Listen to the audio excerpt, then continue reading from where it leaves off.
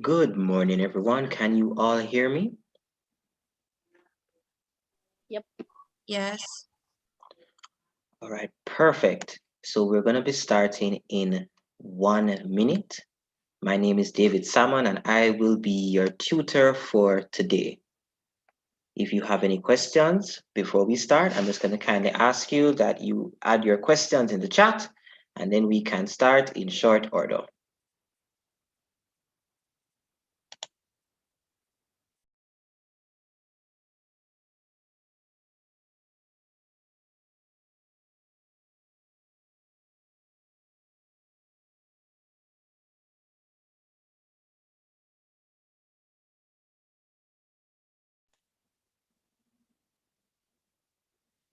All right, so let's begin with a word.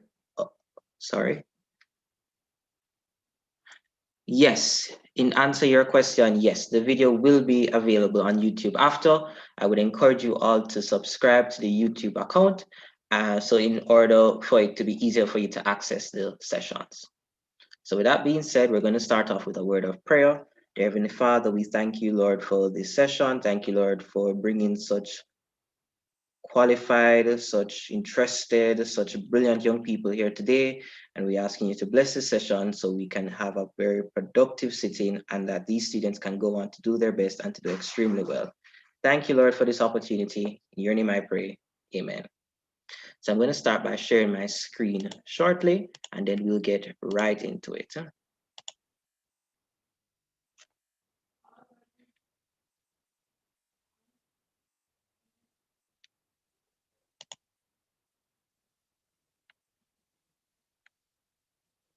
All right, are you all seeing my screen?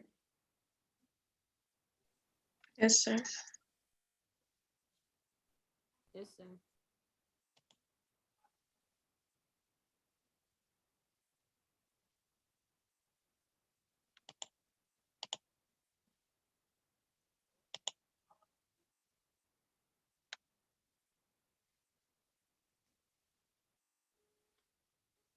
All right, so because I'm going to go into the full screen, I won't be able to see your chats. However, I'm logged in via another account, which would enable me to send your questions. If you have any questions throughout the session, I'm just going to kindly ask you to send those questions to the chat. You can message me privately or you can use the raise hand function. The aim is for this session to be as interactive as possible. So I would encourage you to be involved, be engaged. It should be a very exciting session. Caribbean studies is a very interesting subject. It's very diverse. And let's get right into it. All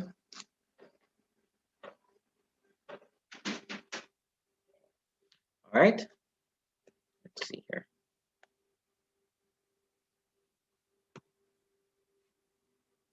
Sorry, just having some technical difficulties. Just give me 1 minute. I attempt to share this.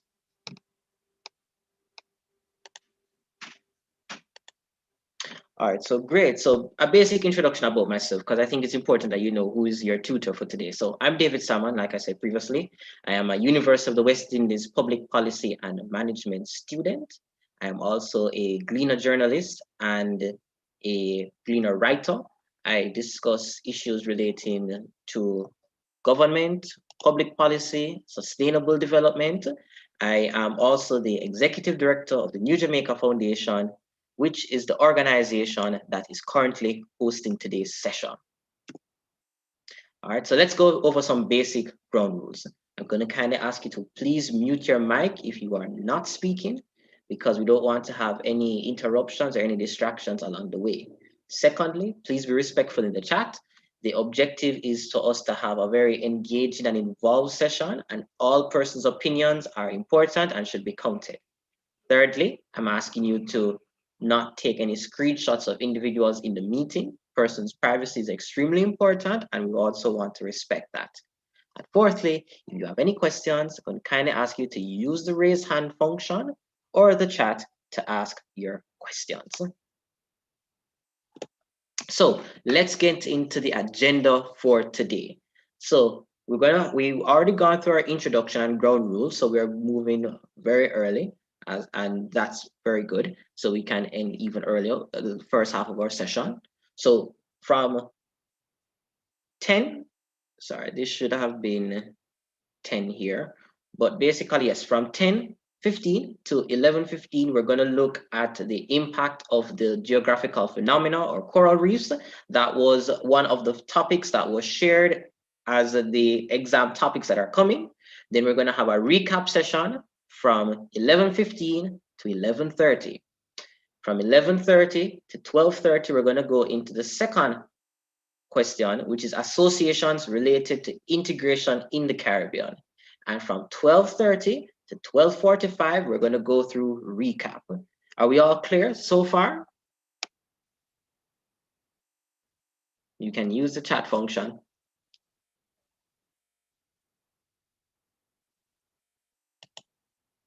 All right, perfect.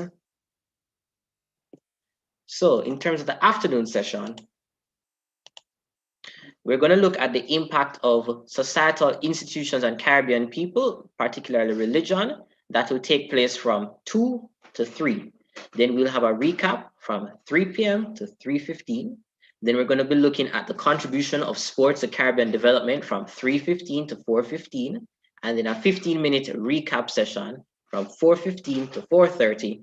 And lastly, for the remaining half an hour, we're going to go through some essay writing tips, because that was expressed previously as a major area that persons would want further clarity on. So let's get right into it.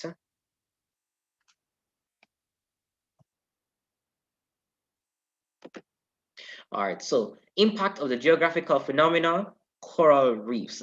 This particular aspect of the syllabus asks us to look at coastal protection and the sustainability of the fishing industry.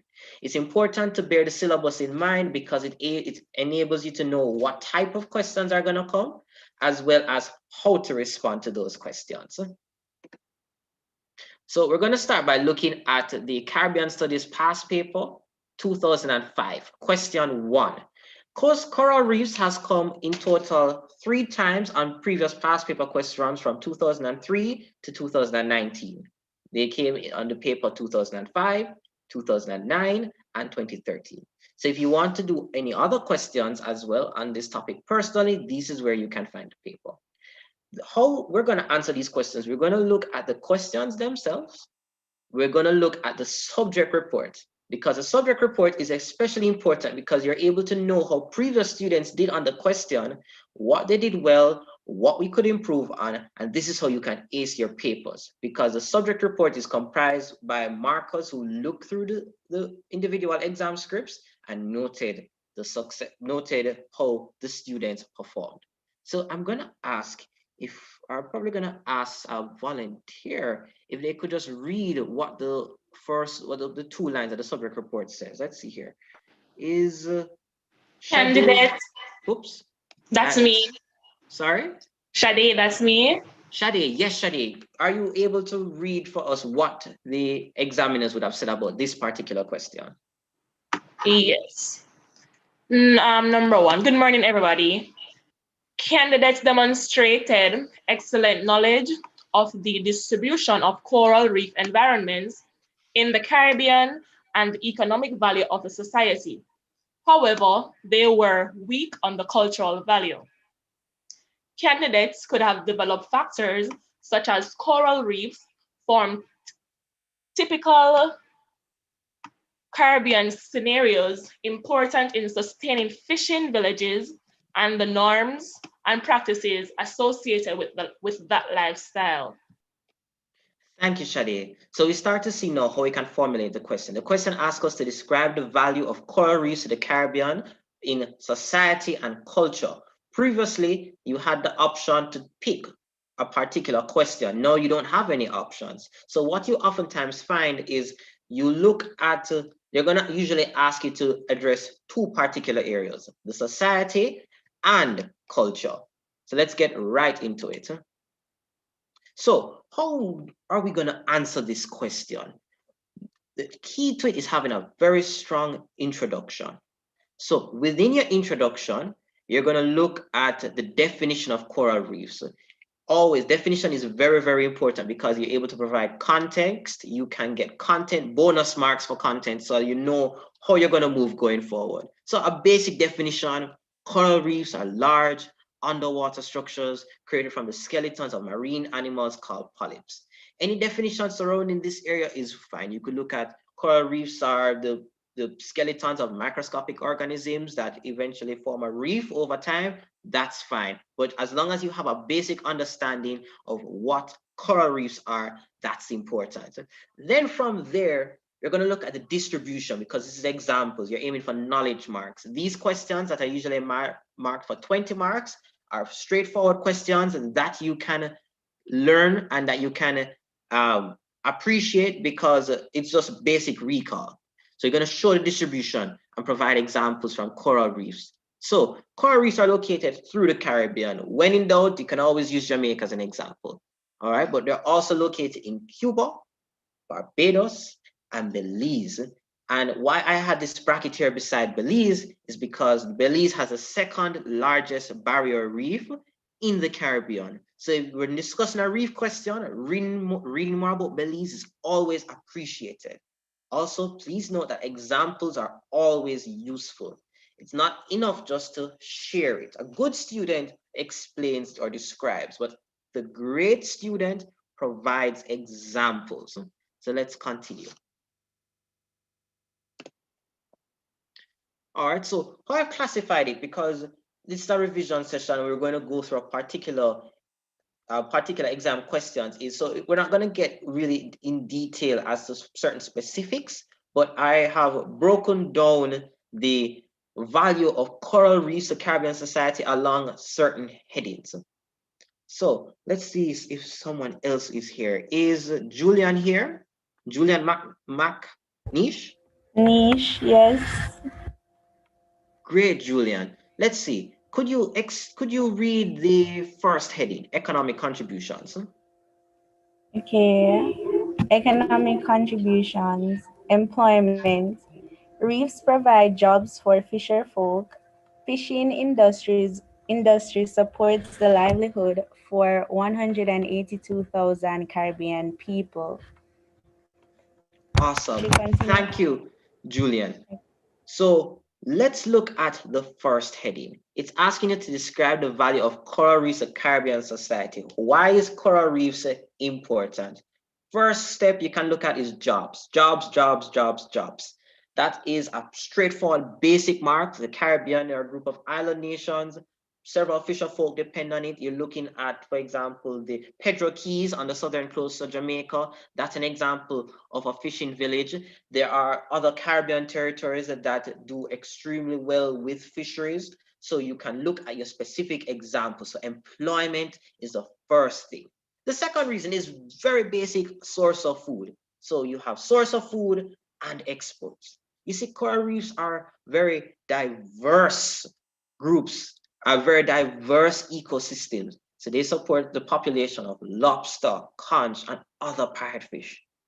The next thing we're looking at is marine ecosystems, how they contribute to biodiversity in the Caribbean, because coral reefs are a habitat for thousands of different types of sea creatures. So basic knowledge question, basic knowledge mark.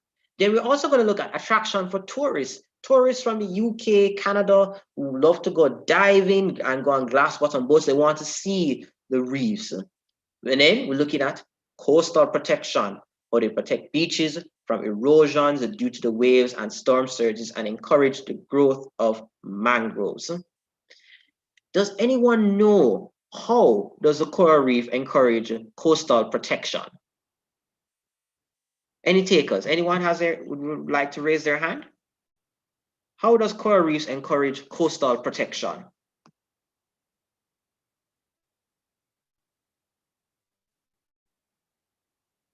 Let's see here.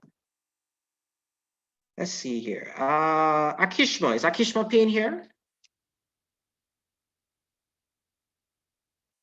Akishma? Yes, I'm here. Yes, I would Akishma. say that they break waves when they reach closer to the shore so that they're not so extreme. Very good point. And we hear here, and we also see that Wendy Ann helps prevent erosion. Excellent. And Adriana has said it helps to break the wave. That's really important because the coral reef lies slightly below the water area. And when the waves come, it breaks them. So it doesn't allow for the erosion of the beach going forward. You see, it's really, really simple when you know how to answer it. Each of these points could look at a value of coral reefs. Perfect point, Brittany. They protect coastal communities from storms, wave damages, and erosion. Perfect. We have it here. All right. Each of these points is a specific value to it. So when you understand it, you can break it down. Employment, source of food for exports, marine ecosystems, attraction for visitors, coastal protection. All of those are values to the society and their economic contributions. Now let's look at the cultural contributions. We have to understand what culture is, so we see now where the definition is important. Culture is essentially a way of life for a people, and particularly coral reefs can contribute to the material culture of the society. And it's important to identify that in Caribbean people. I know a number of students from other Caribbean territories had registered here. Do we have any person from any other Caribbean territory outside of Jamaica that is present here?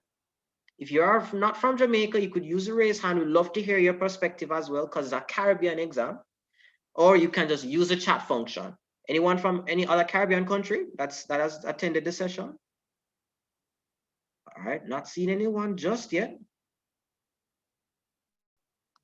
All right, so Kimberly has a question here. All right, so let's get into your question, Kimberly. All right, question. When given a question like this, how many values do you suggest we use? A very important question.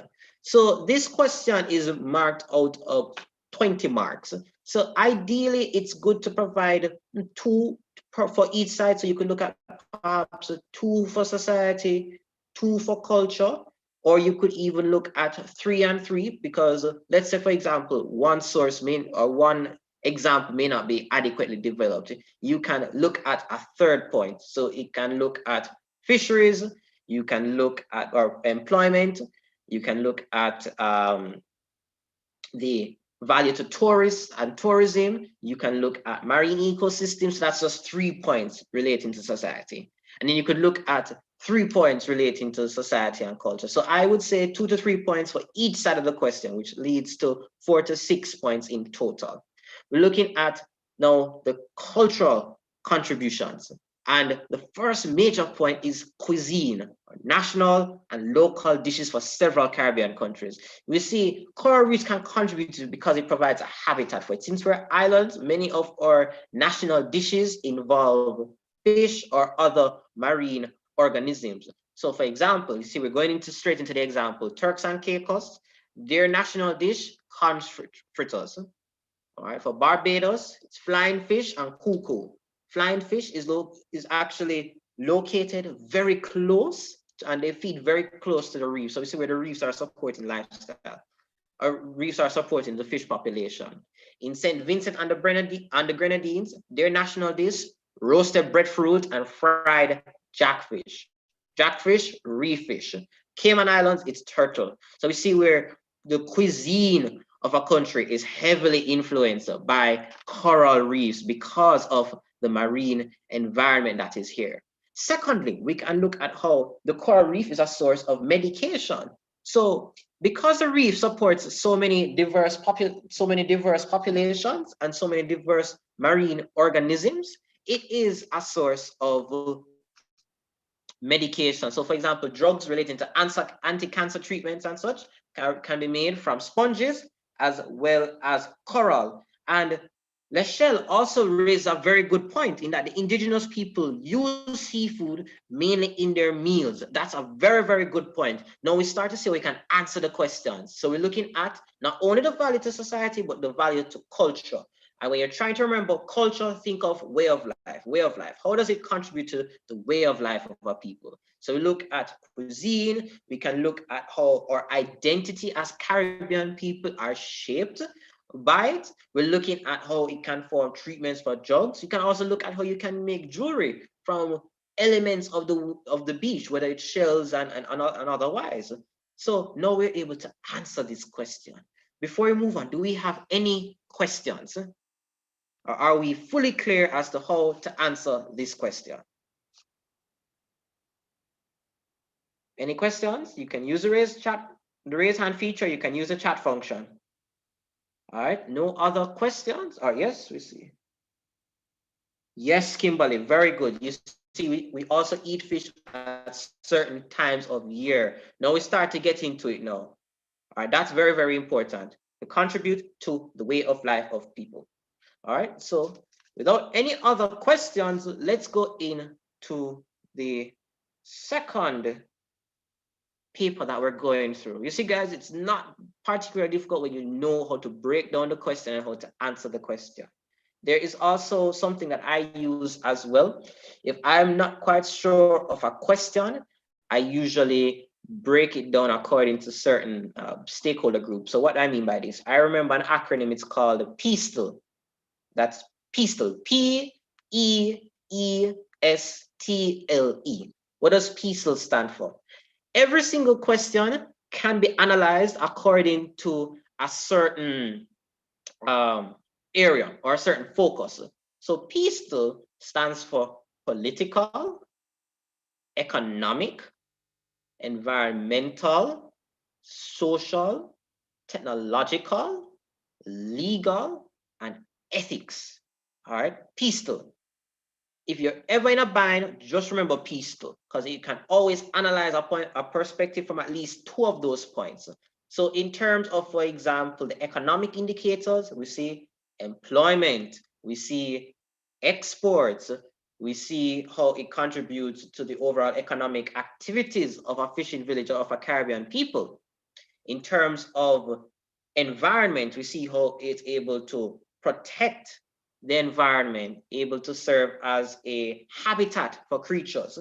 In terms of social factors, we see how culture is able to add to the way of life of a people. So the acronym is PISTLE: political, economic, environmental, social, technological, legal, and ethics. All of those perspectives are able to help to inform you to analyze and how to move and how to respond to any question. Any question you're not sure about, just break it down according to those particular areas. So now, since we have finished the first question, let's get right into the second one. All right, so the second question, as you know, coral reefs also came on a past paper in 2009. The first question asks people to examine 3 measures that Caribbean countries can implement to minimize the danger posed to coral reefs in the region. That's 3 measures that Caribbean countries can implement to minimize the danger posed to coral reefs within the regions. 20 marks. Let's see here. Is Jade Burkett here? Is Jade here? Yes, I am, sir. Good morning. Could you repeat the Good morning, question? Jade. Could you read for us the subject report for this particular question? Okay, sir. The question required candidates to concentrate on the measures implemented to minimize the danger of coral reefs. Some candidates did not do this and thus gave very general responses on the topic of coral reefs. Others made reference to possible measures without demonstrating how they would minimize the dangers posed to the reefs. All right, thank you very much, Jade. So, like I said, the subject report is very, very important. You're able to appreciate what people had said before and how you can improve on that going forward. Sorry, 1 minute here. Yes, and how you're able to improve on that going forward. So, let's break down the subject report. So the question required candidates to concentrate on the measures, that's in bold right here, the measures implemented to minimize the danger of coral reefs, or the danger to coral reefs, I should say. Measures is important. You see, some candidates did not do this and gave very general responses. Remember what we established earlier? Example, example, example. Don't tell the story, show me the story. When you think of a Jamaican and they're talking about their life experience, you see all sorts of colorful, creative language. Let's use those adjectives, colorful and creative language to describe what we're seeing. While I'm not saying you should go and use certain creative language in your essays, what we need and what it underscores is the fact that you need to paint the photo, paint the story. So they gave some very general responses, so we can get some specifics now. You see where the role of examples. Others made reference to possible measures without demonstrating how they would minimize the dangers posed to the reef. So we see the linking here. It's not only important to list the measures, but it's also important to see how it minimizes the danger. All right. So now, since we understand what we are required to do we have anyone here who knows or wants to tackle this question? How may we minimize the danger? It would be lovely if we could hear from you, if you could maybe use the raise hand function, or we can acknowledge you, because it's lovely to hear from you. Anyone? No takers? No one wants to take the question how? Okay, yes, Shaniel. Hello, good morning, everybody. Good morning, Shaniel.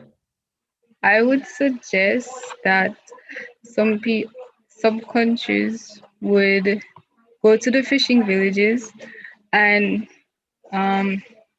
they would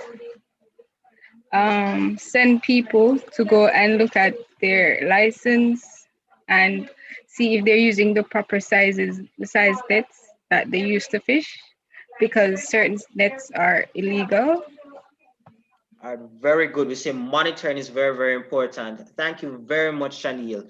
Shaniel, I'm going to ask you if you can send, are you in the WhatsApp group, Shaniel? Yes, I am. Great.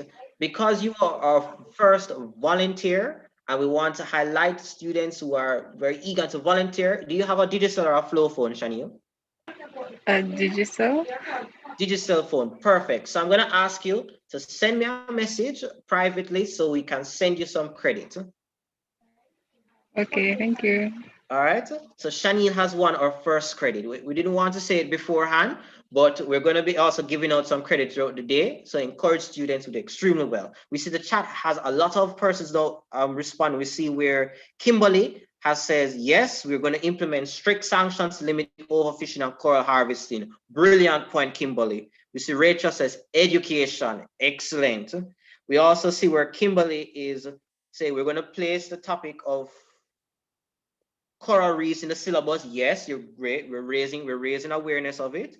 We see Carissa is we want to place the ban on hazardous fishing practices such as dynamite, which destroys the reef. Very important point. Sensitization, excellent. And we see Rena, who looks at educating persons about the importance of the coral reef. Brilliant. So we have a general understanding here. I also saw that Julian had her hand up. Julian? Oh, I typed it in the chat. I said we can also monitor the tourist water activities, because certain activities that they do in the water damages the coral reef. Very good, Julian. Thank you for sharing. And lastly, we also see where you can push partnerships with citizens and have a specific amount of weight where fish can be caught per day. So we all have a general understanding of it. So let's get into how we're going to answer this question. So introduction, as you know, very, very strong introduction. We have to emphasize the importance of coral reefs, the lifestyle and environment of the region. Once we emphasize that, we can get right into it. The examiner's report gave examples that they were expecting from students.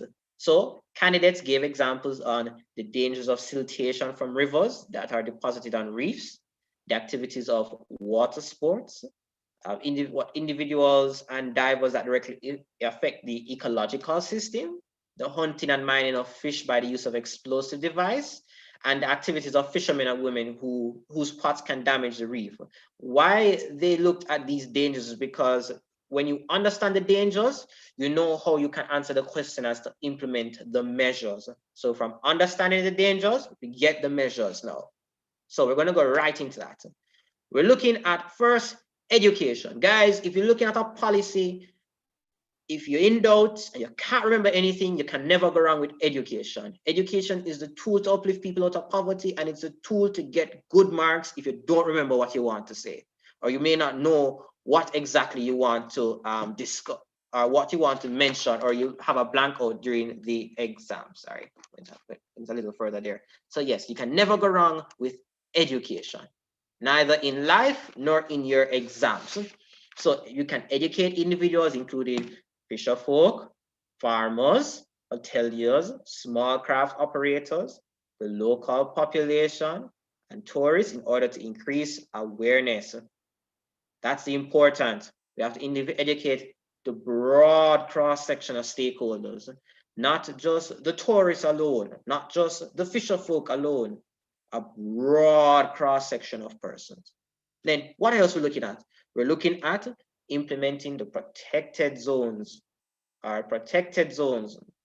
Government can establish and patrol marine protected zones. So in Jamaica, for the Jamaicans that are here, we can look at the Montego Bay Marine Park or the Portland Bight Protected Area. In other countries like Belize, their barrier reef is protected, because protected zones allow for persons to have, allows for the environment to be secured from overfishing. All right. Then we're looking at enacting legislation. So laws should be passed to protect the shoreline and criminalize certain activities. For example, introducing pollutants or trawling or having fish pots damage the coral reefs itself. But then legislation is not the only thing as well. We're looking at enforcement. This is a major issue in the Caribbean, because legislation, we have legislation for everything. We have a law for everything. And in some regards, even some, well, I wouldn't say government, but even some agencies that should not be doing certain things still do it, despite the legislation that governs how they're supposed to act. So legislation is also important, but enforcement is equally as important. We see Tiffany here says, we want to minimize the use of fertilizers. Good point. Fertilizers can be washed into the waterways and will eventually end up in the oceans. The nutrients such as nitrogen and phosphorus can pollute the water and harm coral reefs. A very good point, Tiffany. Very, very good point, which leads right into the next slide. We can also look at scientific. Okay.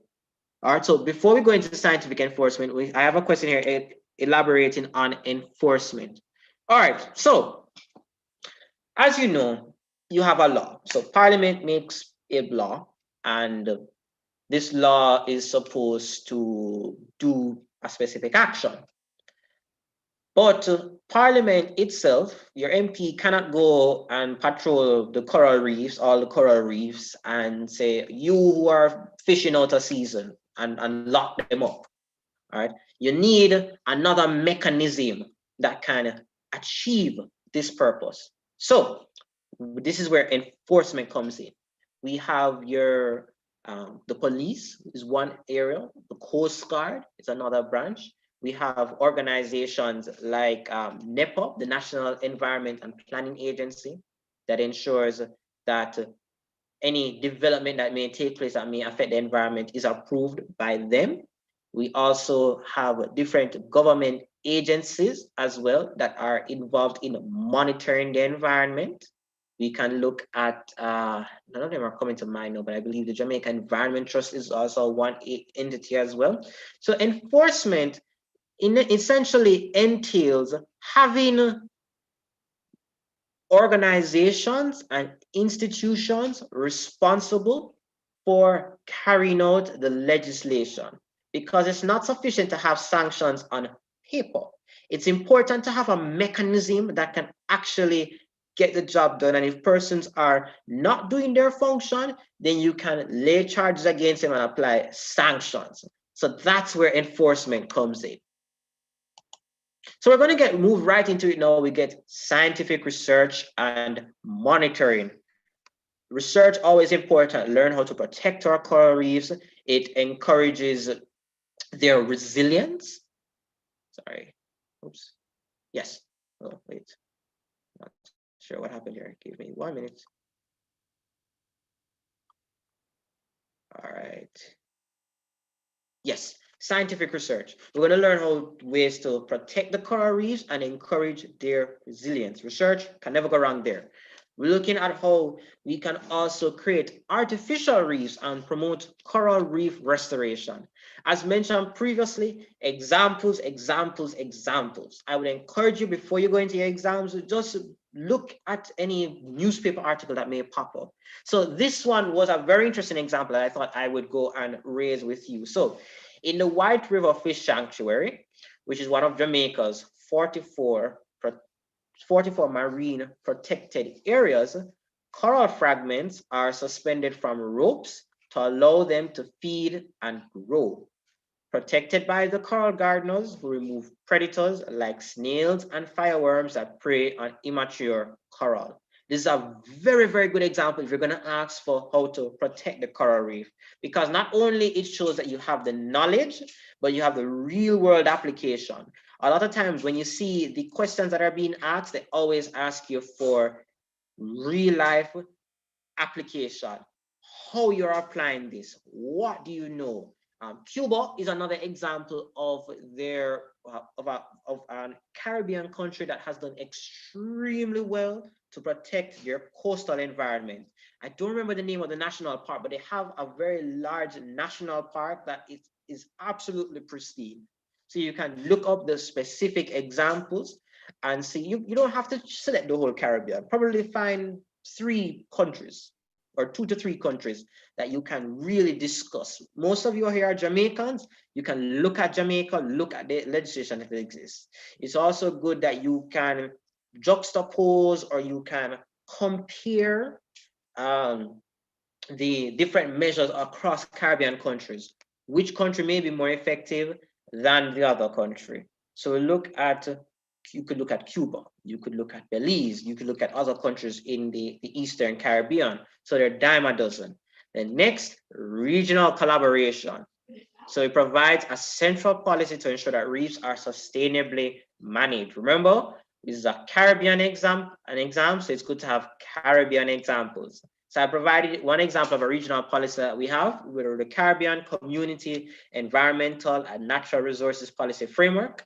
I believe it was last updated in 2017, which is an example of one mechanism that facilitates for greater collaboration and greater protection and sustenance of the reef ecosystem.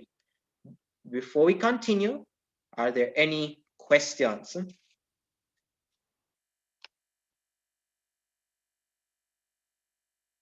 Any questions whatsoever? Are we all clear? No, we have, okay. All right, I see I see the chat here. All right.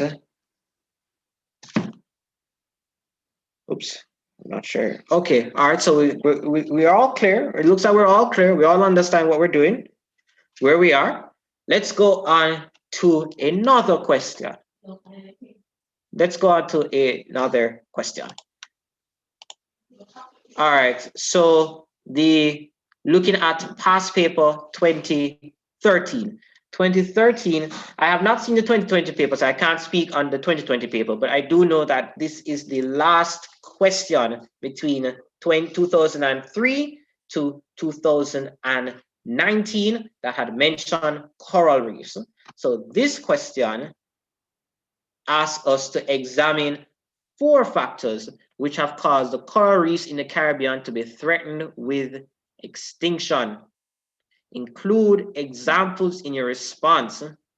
So we see now how we're looking at the examples. The examples are important. So let's see here. Let's see if we have a volunteer. Do we have Kedra? Is Kedra here? Kedra Williams?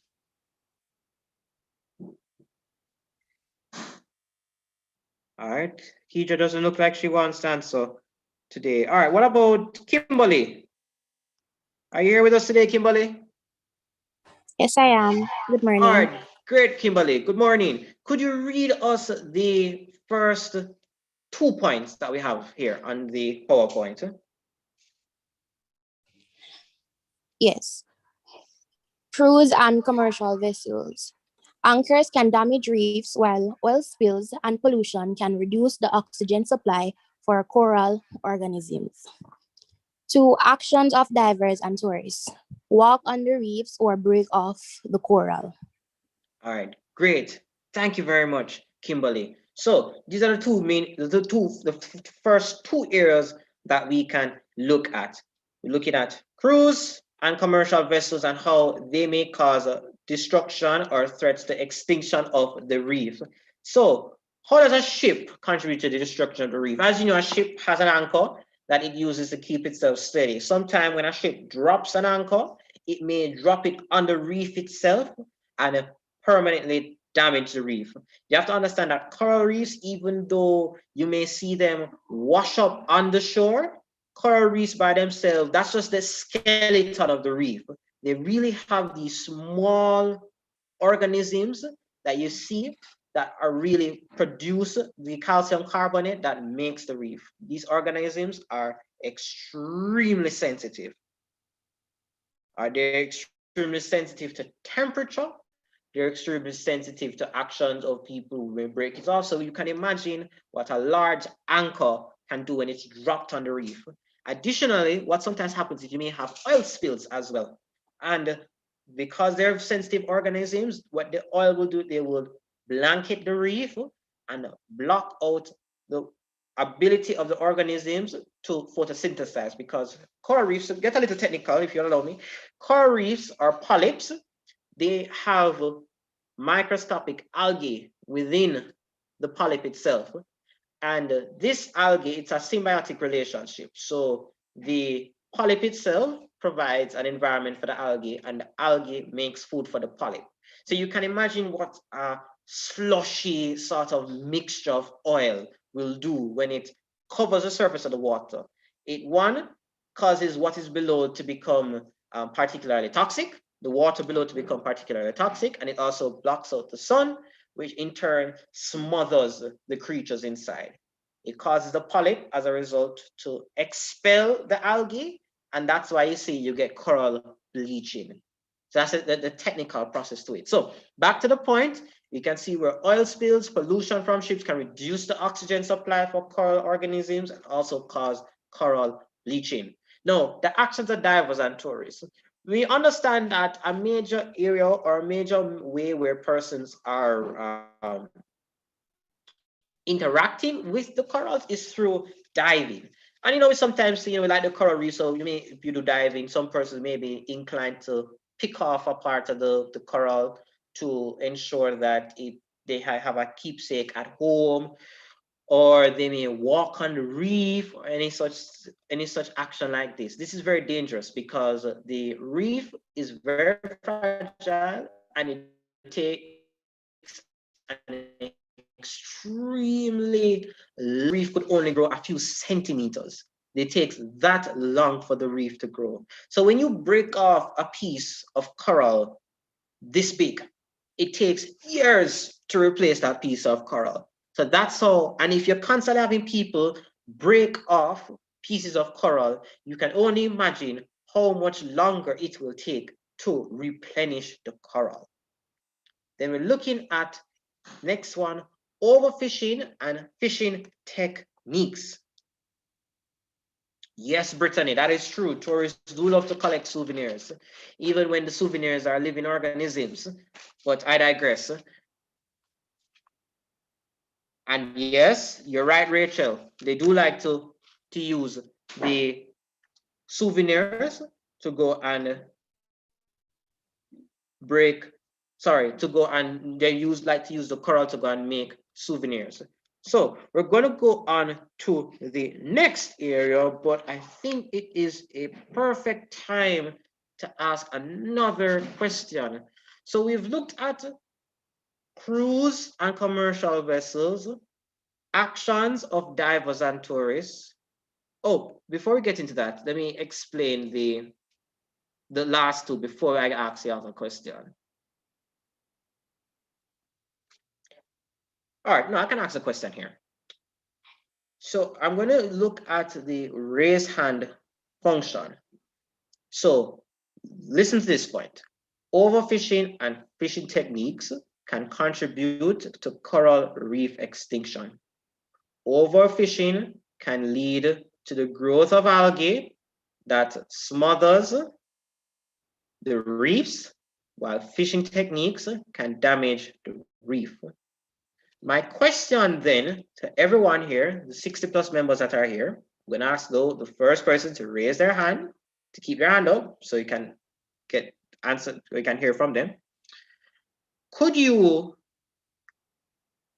provide an example of a fish that is overfished in the Caribbean, and what role does that fish play in protecting the reef? So keep your hands up. I see 3 hands so far. So the question is, can you provide an example of a fish that is overfished in the Caribbean? And could you also elaborate as to what role that fish plays? So the first person's hand is up. I have is Trudian Webb. Trudian. Yes, sir. Good morning. Good morning, Trudian. Yes. Okay, sir. I'm not sure if the lionfish is one of the fishes that is being overfished in the Caribbean. All right. Lionfish. Lionfish is actually an invasive species. They're a bad fish because they breed very quickly and they kill other fish and they have no natural predator. So that's not the example, but good point that you have raised so far, Trudian, in terms of an example of a fish species, but not one that is a bad one that has a problem in overfishing. We're going to go into the second person who had their hand up here. I have Kimberly. Good morning again, everybody. So the fish, the example I have is a parrotfish, and what the parrotfish does is it eats the algae. In relation to the lionfish eat the parrotfish. So the lionfish actually kind of threatens the coral reefs. Very Correct me good if I'm point. wrong. No, So, very good point, Kimberly. You're right. Huh? And can I add something? So based Sure. on a video that I was watching, they said that they encouraged people to actually eat the lionfish because if they are gone, we would have more parrotfish, and the coral reefs will be able to flourish and grow. Because they Very will good point, Kimberly. Very, very good point. And you have earned yourself credit. Are you in the WhatsApp group, Kimberly? Yes, I am. Good. So we have Shanil so far and Kimberly who has earned themselves credit. Do you have a digital phone? No, I don't. I actually have a line phone. Not a problem. All right, so we'll get that to you. All right, guys, there are going to be opportunities to answer more questions. So we're not short of credit here. We're going to go right into it now. So another area is development along the coastline. This is also an area that can contribute to coral reefs in the Caribbean being threatened with extinction, because development along the coastline is very problematic because they use, for example, dredging.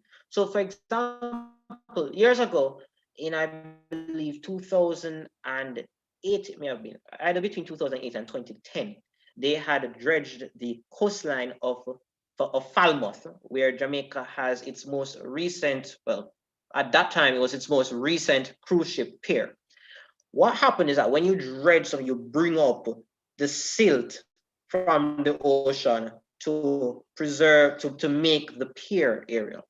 And what in turn happened is that it increased the turbidity of the water, or it increased the murkiness of it, which eventually drowned out oxygen to neighboring reefs. So you had a lot of sand on the reefs. As explained before, that's very, very problematic for coral reef growth.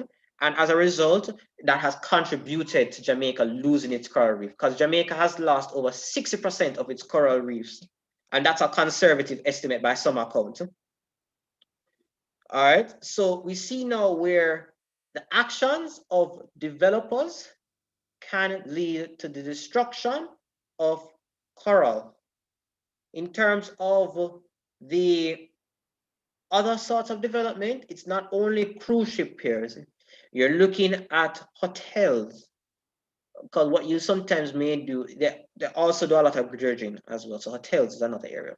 We're also looking at housing developments along the reef as well. That's also another area. So any sort of development, so economic activity. If you can think of an economic activity on the coast, then it can contribute to coral reef destruction if it's not done properly. All right, so that's something to remember. We're going to go right into the second areas of the factors, because even though it asks you for 4, and we have given you 4, it's always good to know more so you can use those examples. But I saw the excitement that we had in answering and getting phone credit. So I think I'll make this another opportunity for a credit giveaway.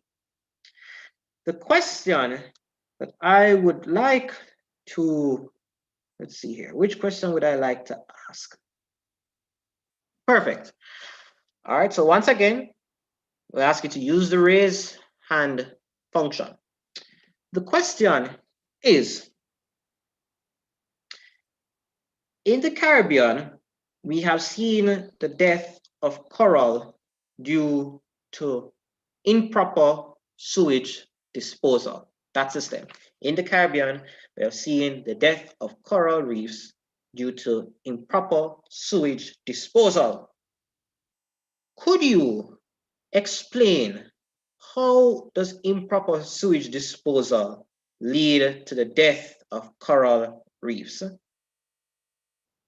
All right, because we want to share the love, we want to spread the love. I'm encouraging as many persons who may not have answered previously to also answer, because if not, we may get the same persons winning all the credit, but we want to spread the love as far as possible.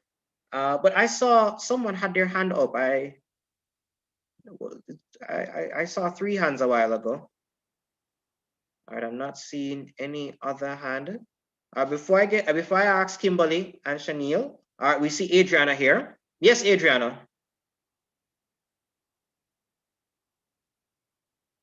Adriana?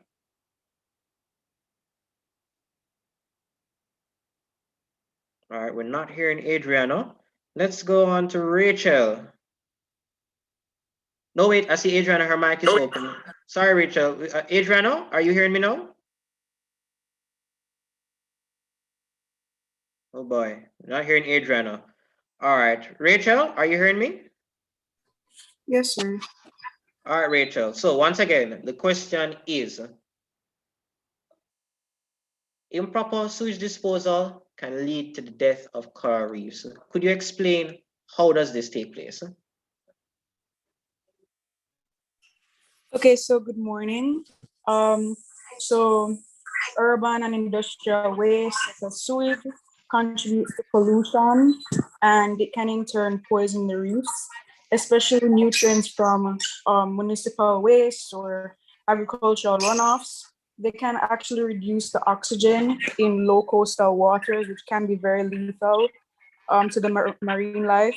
And low oxygen can also support the rapid growth of algae and eutrophication. And as the algae begins to die, it actually consumes more oxygen, which the corals will be unable to get. And so the corals will start to themselves die. And so the fish would have died, the corals would have died, and so that entire ecosystem would have become devoid of life. All right, very good explanation, Rachel. Rachel, do you have a digital phone? Yes, sir. All right, great. So you have earned yourself credit for your upcoming week. I see Adriana had typed in the chat where she had said raw sewage leads to a lot of nutrients which chokes and kill the coral. Okay, good point, Adriana. I'm not sure why your mic wasn't working, but we'll still highlight you because that's what we're doing. We're trying to encourage a good environment. So Rachel and Adriana has won themselves credit for today.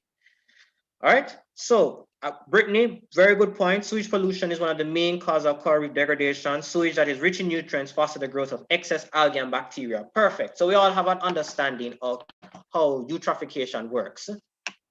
Let's look at this. Yes. So let's look at some 4 other factors that can cause the death of coral reefs. 1, siltation, caused by deforestation, other activities upstream. They can cause them to cover the corals and kill the algae within corals. So what happens, you have deforestation, trees are not able to go and take up the water or absorb the water, so it runs straight into the oceans. And this can cover the reef. Then the next point that we were talking about, improper sewage disposal. This encourages the growth of algae, which can choke corals. Fertilizers can also produce this effect, so we have gone through that. Climate change also can contribute to the death of coral reefs, because we see where coral reefs grows best in a climate of 23 degrees Celsius to 29 degrees Celsius. What happens is that because the oceans are getting warmer, this is higher than the temperature that is needed for the corals to survive. So you get coral bleaching as a result. So increasing ocean temperatures is another area. And we can also look at hurricanes and storm surges. So you can see where high waves can destroy the corals by breaking off areas of it. And as you know, corals take extremely long to grow. So recap, we have done 3 questions relating to coral reefs, all discussing various aspects of the reef itself. We have looked at the value of coral reefs in society. So we go through PISTLE, the economic, that can be broken down, the environmental, the social, and cultural aspects of it. We have looked at, and under PISTLE, you can look at, when in doubt, go for jobs. Coral reef can create jobs, employment. It can also be a source of exports because of fish. So when in doubt, go for jobs. We can also look at the value of the reef in terms of culture, because we're asking, culture is a way of life for the people. So we can see where it's a sort of Caribbean identity.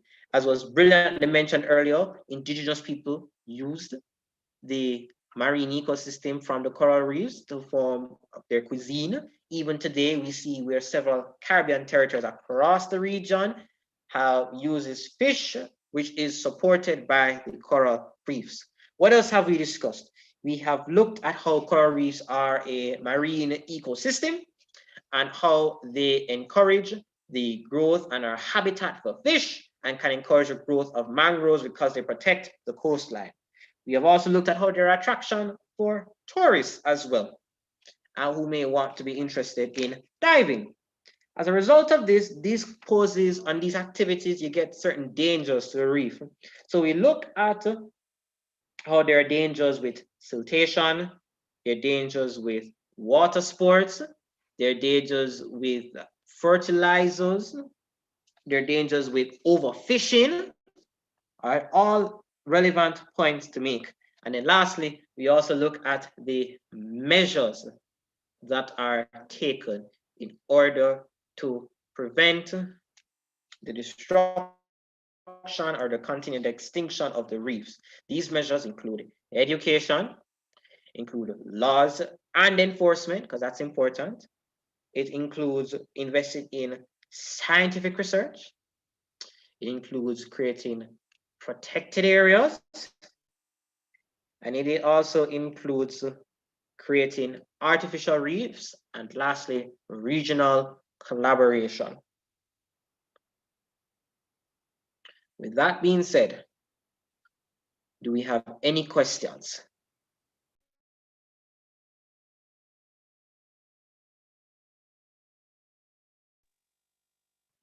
Are we all clear? Yes, Rachel, I see your hand is up. Oh, sorry, sir. My hand was up from the first time you asked me the question. All right, no problem. Any questions? Any questions whatsoever? Are we all clear with what is being asked? All right, let's Yes, Shaniel.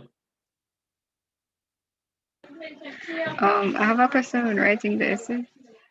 If Sure. they ask you, if it's a 20-mark essay and they don't ask you for the amount of things you should write or the amount of points you should have, can you have more than 4 points, like 6? Absolutely. Absolutely. You're not limited by points. As long as you have the time to write the essay, you're not limited by points. It's encouraged you can have points, but just remember, not only having the points, but discussing it is important as well. Because you can have 10 points if you don't sufficiently describe or explore, then you may not get as many marks as if you just, for example, focus on 5 points and discussed it very well. Okay, thank you. All right, and Akishma, you're asking, do I think if there are any other aspects that may be examined on it? All right, I don't think so, because this point is taken directly from their syllabus. If they're asking you something that I have not discussed, more than likely it would not be specifically relating to the syllabus, because the syllabus asks you specifically to look at the coastal protection, coral reef as a form of coastal protection, looking at the sustainability of the fishing industry, looking at the overall reef itself. And what we have discussed really tackles those respective areas. We have gone through the values of coral reefs in the Caribbean society. We have gone through how they are endangered and how they can be harmed. We have looked at the measures to mitigate it. So I cannot think of any other question that they may ask you, but I'm more than likely if they ask you any other question, it's going to be relating to those areas. And if they do ask you any other questions, just remember the steps. Every single question can be analyzed according to at least two perspectives under the acronym PISTLE. So if they're asking you relating to legislation to protect the coral reefs, you can look at limits to fishing seasons. You can look at protected areas. That's legal. That's illegal. The L in PISTLE. If they ask you about the environmental contributions of coral reefs and how reefs are important to the marine ecosystem, you can look at a habitat for fish. All right, you can look at how they may protect the coastline, encourage the creation of mangroves. If they look at the cultural contributions, you can see culture, way of life, remember the definition, and see how it can contribute to people's lifestyle, whether it's a major source of diet and a major source of culture. So I can't think of any other thing that they may ask, but if they do ask it, because luck favors those who prepare, just remember the acronym: political, economic, environmental, social, technological, legal, ethics. Everything can be analyzed by those perspectives. All right. Any other question that may arise? Anyone has their hands up? No? Are we all clear?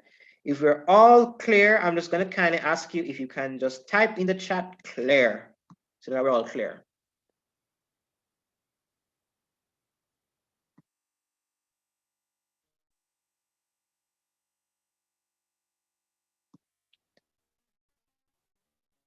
All right, I see one last question in terms of ethics. All right, so ethics is basically the principles that may guide a specific course of action. So for instance, if we are looking at, let me use another topic to illustrate the principle of ethics. Let's say we're looking at, let's see here, the value of sustainability and the environment.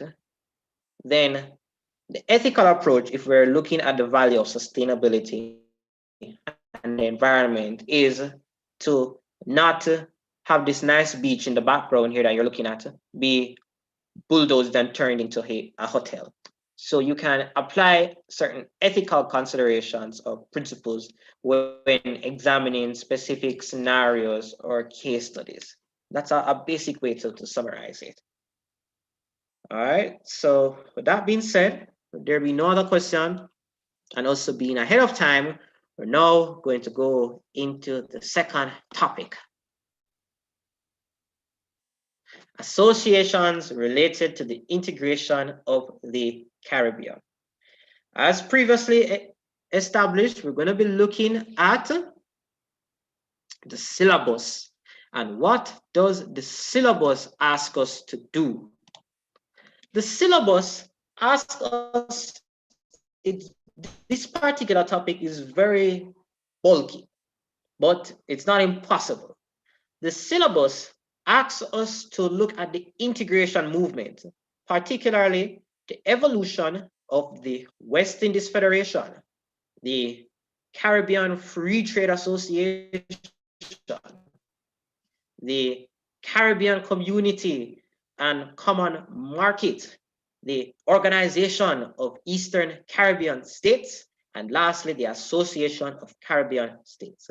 I have done a bonus for you because not only will we be looking at past papers relating to this integration movement, I've also provided a basic timeline of all of these steps, as well as additional regional organizations that you can just quickly take note of so you can remember it. Secondly, the syllabus asks us to look at the achievements and challenges of the following. 1, the Caribbean Community and Common Market. 2, the University of the West Indies. 3, Caribbean Examinations Council. 4, the West Indies Cricket Board. 5, Caribbean Institute of Media and Communication, CARICOM. 6, CARICOM Single Market and Economy. 7, Regional Security Systems. And 8, the Caribbean Development Bank. As you know, this is very bulky areas, and we're not going to be able to cover all of these areas, but I've selected 3 past paper questions that I think will adequately address some major points to note. Additionally, I have also gathered other past paper questions that will not be necessarily discussed here, but still examine the whole role of CARICOM. CARICOM has come between 2003 and 2019. CARICOM has come and about 1, 2, 3, 4, 5, 6, 7 times in the paper. It came in 2004. It came in 2006. It came in 2009. It came in 2012. It came in 2015. It came in 2016, and it also came in 2017. So there's a wealth of questions that you can pick, choose, and refuse from when examining this topic. We're going to go right into it. So the first question we're going to be looking at is the Caribbean Studies. Oops. Sorry. Is the Caribbean Studies past paper 2006. This states, freedom of movement poses the greatest challenge to establishing the CSME, that's the CARICOM Single Market and Economy. To what extent do you agree with this comment? 30 marks.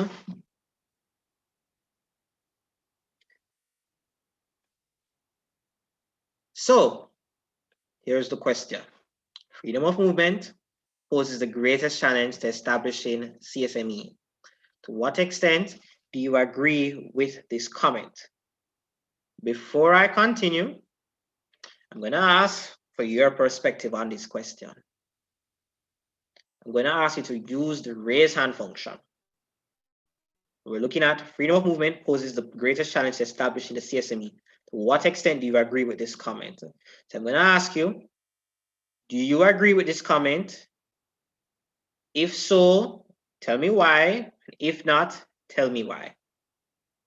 So freedom of movement poses the greatest challenge to establishing the CSME.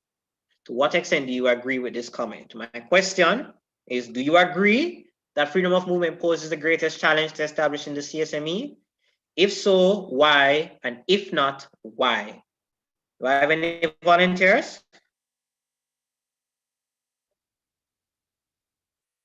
No volunteers? No one? Okay. Yes, Shanil.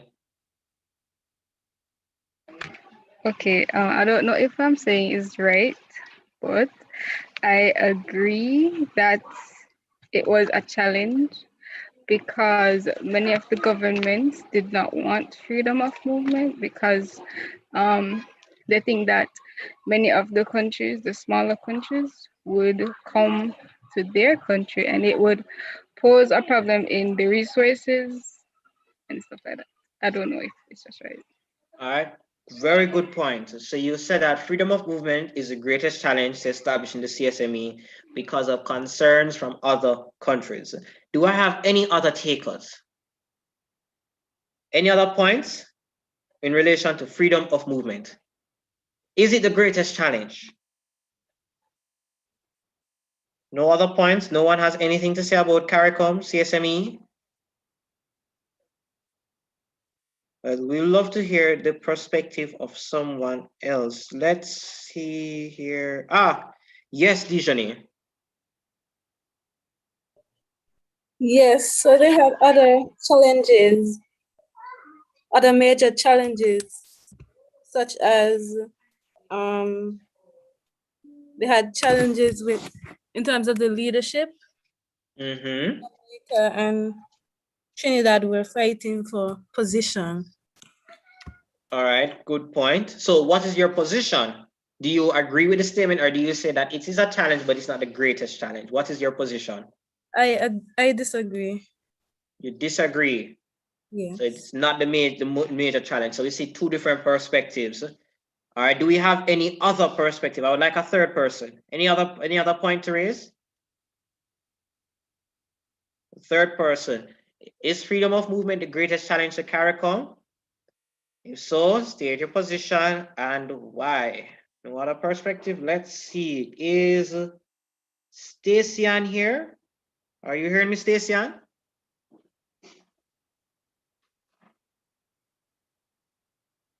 All right, Stacian doesn't look like she wants to speak to me today. All right, let's see. Tiffany. Is Tiffany here?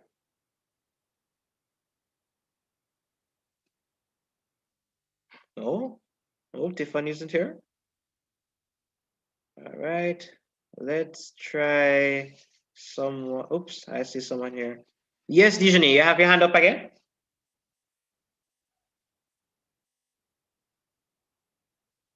Dijani? All right, not hearing from Dijani. Shani, Excuse Shani, you me. have your hand up again? Yes.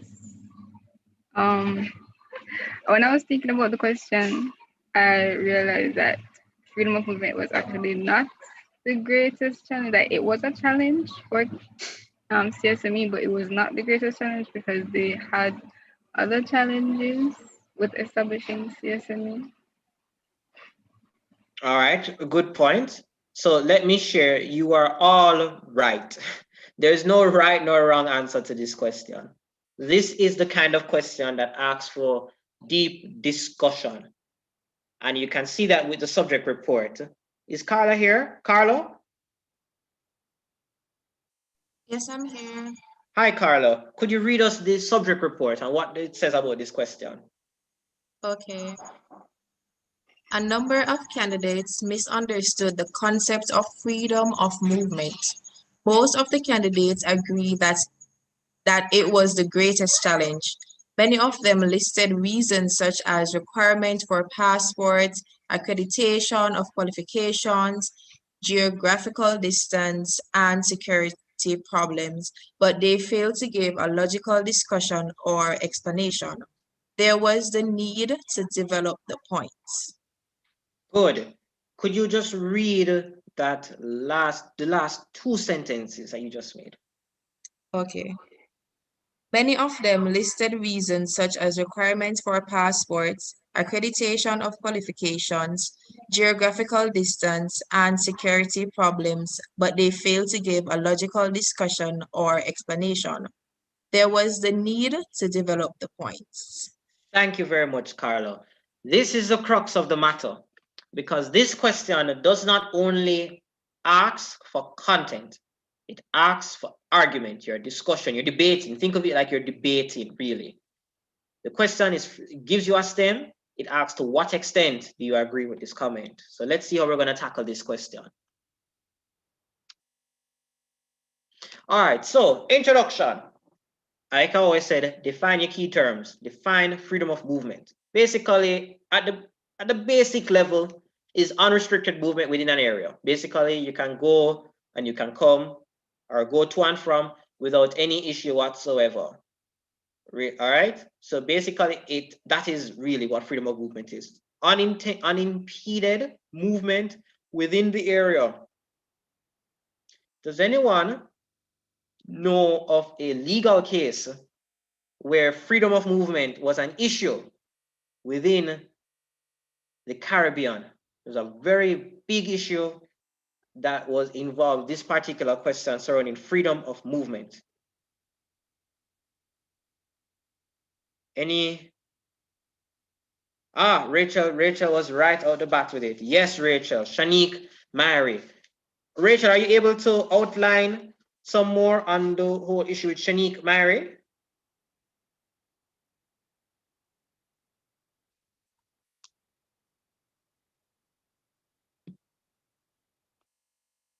No, not hearing Rachel. All right, well, basically, Shanique Mary was a Jamaican. Okay, yes. She was a Jamaican who was denied access to, to Barbados. She went to Barbados, I believe it was in 2013, it may have been. And the immigration officer searched her inappropriately and then subsequently deported her. And the case was taken to the Caribbean Court of Justice because it was argued that the freedom of movement, which is guaranteed to Caribbean nationals, was violated because of the Bajan immigration authorities, and she subsequently won. We see an example here where freedom of movement is a concern. And we can see now where the unrestricted movement within the area has not necessarily been achieved.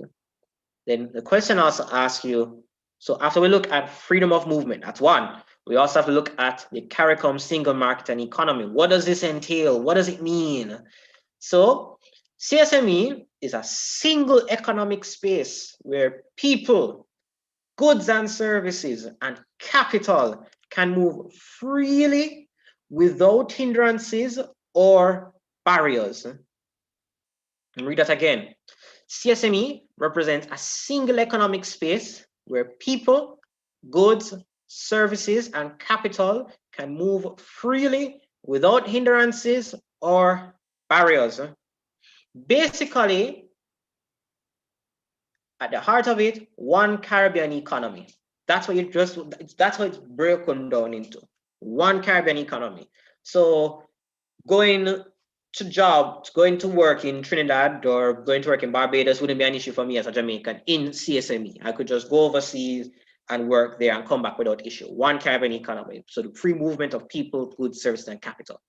Now, since we have established what CSME is, we now have to take a position. This is very, very important because the question specifically asks, to what extent do you agree with this comment? So ensure you take the position, because you could say, yes, to a significant, I definitely agree, or to an extreme extent, I agree that freedom of movement poses the greatest challenge in establishing CSME. And then from there, you have to go and justify why I say so. For example, you can look at the consequences of labor moving unrestricted across borders, which can cause unemployment in some regions, as some countries may go to other countries and vice versa. Or you can say, while I agree, so this is to a limited extent. So while I agree that freedom of movement is a major challenge to CSME, it is not the only challenge, and it cannot be seen as the greatest challenge. And then from there, you have to provide the other perspective as well. So you don't, if you're going to disagree with a statement, you have to show why you disagree with the statement. Don't just tell me, show me why you disagree with the statement. And that's how we answer this question. Let's get into some more areas to note. If you take the perspective that freedom of movement is not the greatest challenge, then here are some other perspectives or points you can note. You can examine the implications of legislative restrictions or restrictions that hinder other Caribbean nationals from being employed within a country. That's not necessarily related to freedom of movement. You can look at work permits. So currently, work permits are not required for only 5 categories of nationals: graduates, musicians, other artists, sports persons, and media workers. However, self-employed persons, technical managers, and artisans all require work permits. So skilled people still require work permits. So that could be used to support freedom of movement, that being the greatest challenge. Then another challenge could be seen as labor market competition. So smaller countries or other countries within the region are concerned that if we have freedom of movement, then those countries would have jobs, are going to attract people from other Caribbean islands, and those local persons within those territories are going to lose out. So labor market competition could be seen as another factor. Or you could look at the issue of sovereignty. You could argue that sovereignty is a major issue. So for example, Bahamas, most recently as I believe 2019, actually stated that they do not agree with the CSME as an entity. Reason being, they believe that it would cause a lot of persons to move to the Bahamas, and we could cause problems there. So you can look at political independence as a major contributing factor. As a bonus, there is a book that I have here that actually dealt with the whole issue of West Indies referendum. I'll mention it later on in the presentation. And it really highlights the principles that may be seen as guiding this sort of debate or discussion. In regards to the question as to if the PowerPoint will be sent in the group, so the PowerPoint won't be sent in the group, but you can get the PowerPoint online on YouTube because it's going to be streamed directly to it. And in terms of the meeting, it is recorded and it is also going to be posted online.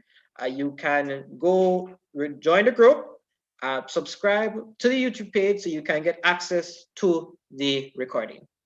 In terms of other factors, we can look at trade imbalances. So as a journalist, I've had the opportunity to interact and interview several business people, and they say, Jamaican business people that is, and they say that it's difficult to trade sometimes within the Caribbean because they may want to trade with other countries, but because those countries don't necessarily want competition or excessive competition within the region, it's difficult for them to export to these countries. So you could say trade imbalances is a major issue that may contribute or may hinder CSME rather than freedom of movement.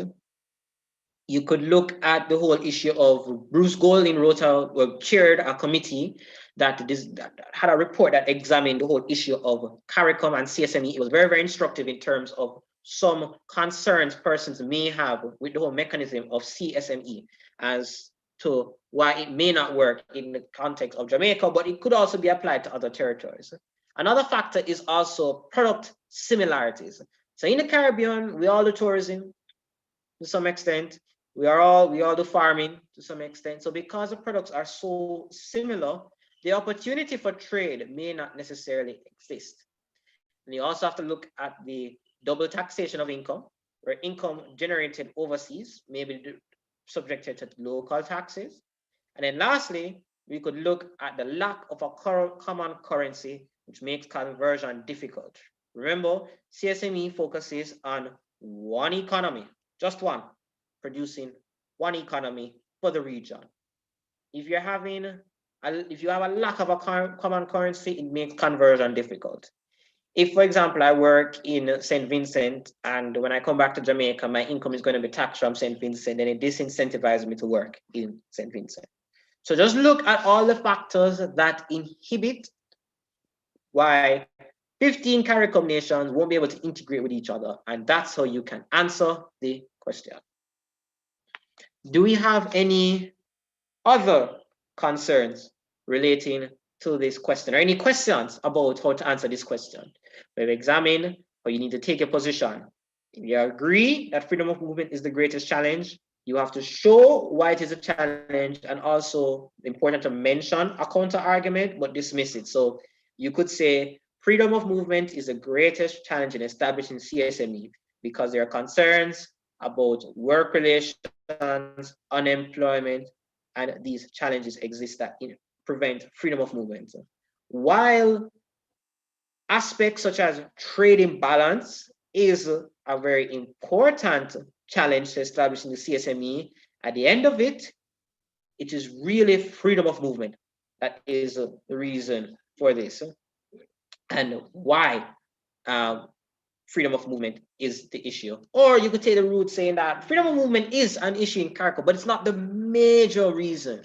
What is actually the reason is the political culture of the government and their aversion or their ambivalence or their indifference towards CARICOM. And that is really the reason that prevents the establishment of a single CARICOM, single market and economy. So there's no right and wrong answers, it's just how you discuss it. All right, so I see questions here. Do we have a word limit? No, you don't have a word limit. Or the last time I checked, you don't have a word limit. They just ask you to respond to those questions. And Carissa is asking, have the points that I've raised agree or disagree with the comment, or it's a mixture? All right, Carissa, it is a mixture because it is a debate. And I'm not going to say to anyone, take this position or don't take this position. What is important to know is you have positions for it, you have positions against it, and how you explain it. All right. Any other questions?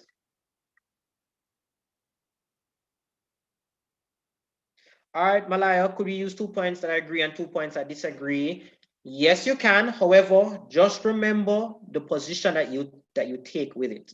It's not asking you to discuss freedom of movement and other challenges to Caribbean single market and economy. It's asking, do you agree with the statement? So if you agree with the statement, justify why.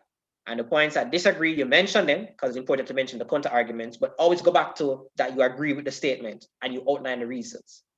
If you disagree with the statements, then you have to show why and also show why you may not, and also show why freedom of movement may be seen as a great challenge, but it's not the only challenge and it's not the greatest challenge. So just remember, it's an argument. It's not asking you to be balanced or neutral. It's asking you to take a stance or take a position and justify it.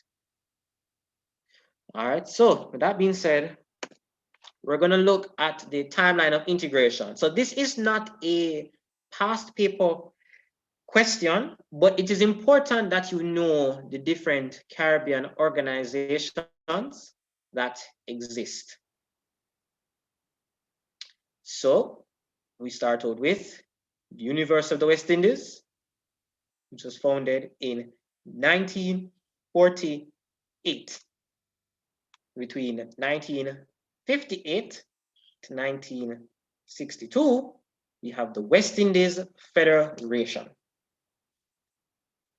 Could anyone tell me, this is an opportunity for another credit giveaway, but could anyone tell me or provide some reasons why the West Indies Federation failed?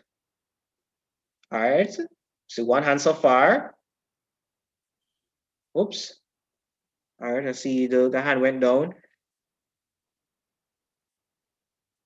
All right, so we have 3 hands so far. All right, so let's get into it. So Dijonais. All right, keep all the hands up. We'll ask it. Dijonais. Yes, so Trinidad and Jamaica was fighting for leadership. All right, that's one particular aspect of it. So yes, you are correct, but there's more to it. There's more to it than just the conflict between Trinidad and Jamaica. But very good job. So you have 1 credit. You also have other factors as well. I see Jayan. Yes, good morning. Jamaica and Trinidad were given at least 70% of the funding to the West Indies Federation, and they thought it was unfair that other Right. countries are putting in as much. Yes, you raise a very good point about how larger countries were paying for smaller countries. All right, good point. So that is Jayan, who has also earned herself credit. I think I can probably take 2 more points. Let's see, who have I not heard from? Anicia.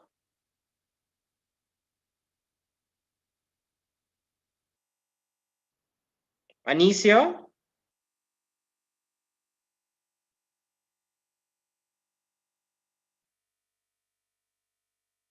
All right, we're not hearing Anicia. All right, let's see, Wendy Ann. Good morning, everyone. So, Jamaica and Trinidad, apart from fighting for leadership, they didn't fully believe that they should give their resources. They were mostly interested in their own country's interests, so they weren't as cooperative. All right, very good point, Wendy Ann. So you've also earned yourself credit as well. And you've all raised very good points. There is a book I actually have here that I'm going to read an extract from that discusses the West Indies Federation, and it really highlights a challenge with the federation as a body. So this book is written by Arnold Bertram. It's called Norman Manley and the History of Modern Day Jamaica. And it quotes a speech by our former Prime Minister, Alexander Bustamante, when he was examining the whole issue of federation. So this is what he was then, I believe, leader of the opposition, Alexander Bustamante, had said. Jamaica, and I'm quoting him now, Jamaica can walk, Trinidad is creeping, Barbados and British Guyana are almost the same. St. Kitts and St. Vincent are attempting to creep, and of all the other small islands, some can barely creep on the palm of their hands, and others on hands and feet, and others not at all. Yet you say to us, we want you to federate. How can the walking and the creeping and the babe who has not begun to creep yet walk on the same avenue? And that was a quote from our former Prime Minister, Alexander Bustamante, in reference to the other Caribbean islands. And this quote is telling because you're seeing a major issue as well that contributed to the decline of the Federation. The different development area, or rather the different positions of development that Caribbean countries were at during this time created this sort of condition where some larger territories did not believe that they should be paying for a smaller territory, or that some larger territories did not want to have the burden of taking on smaller territories. That was one such area.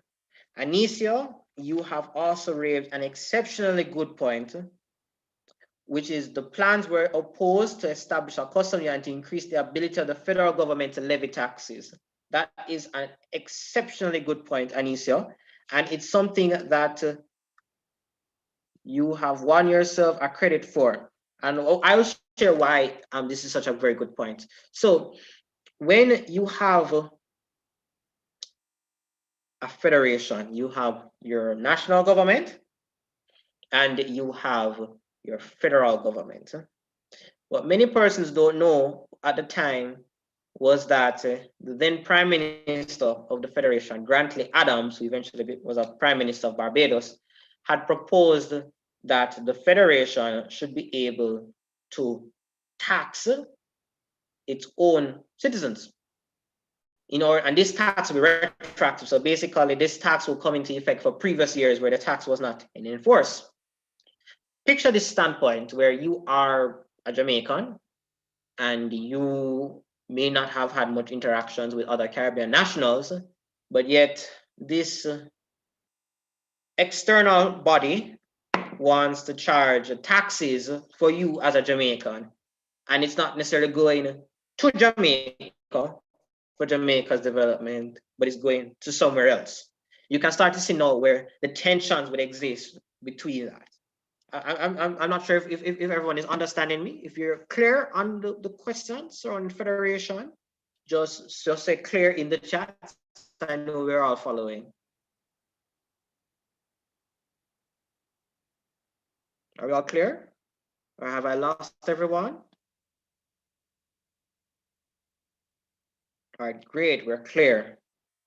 All right, yes. So I've been asked to repeat. All right, so Anicio raised a very good point about the tensions that would have existed within the Federation because of the proposal to increase, or rather to impose taxes by the federal government. Remember, within the system, you have the federal government, you have individual national governments. The proposal was made by then Prime Minister of the federal government, Grantley Adams, to tax the national governments in order to raise money for the Federation. Imagine as a Jamaican who has very little interactions with other Caribbean people, that this body that you don't know much about is taxing or is proposing to increase taxes on you, the citizen, and that money is not going to Jamaica, but it's going to other territories. That context provided tension within the Federation, which also contributed to why it went into decline, because of the difference between the national government and the local government, or the federal government. Shani also raises a point of the insecurities of smaller states persisted as they feared the potential dominance of the Federation by larger territories such as Jamaica and Trinidad. So those are all pressures within the Federation. All right, so I hope we're all clear now. Just type it in the chat if you're all clear.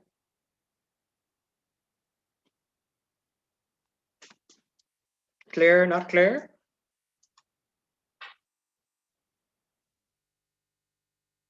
All right, great, so we're clear.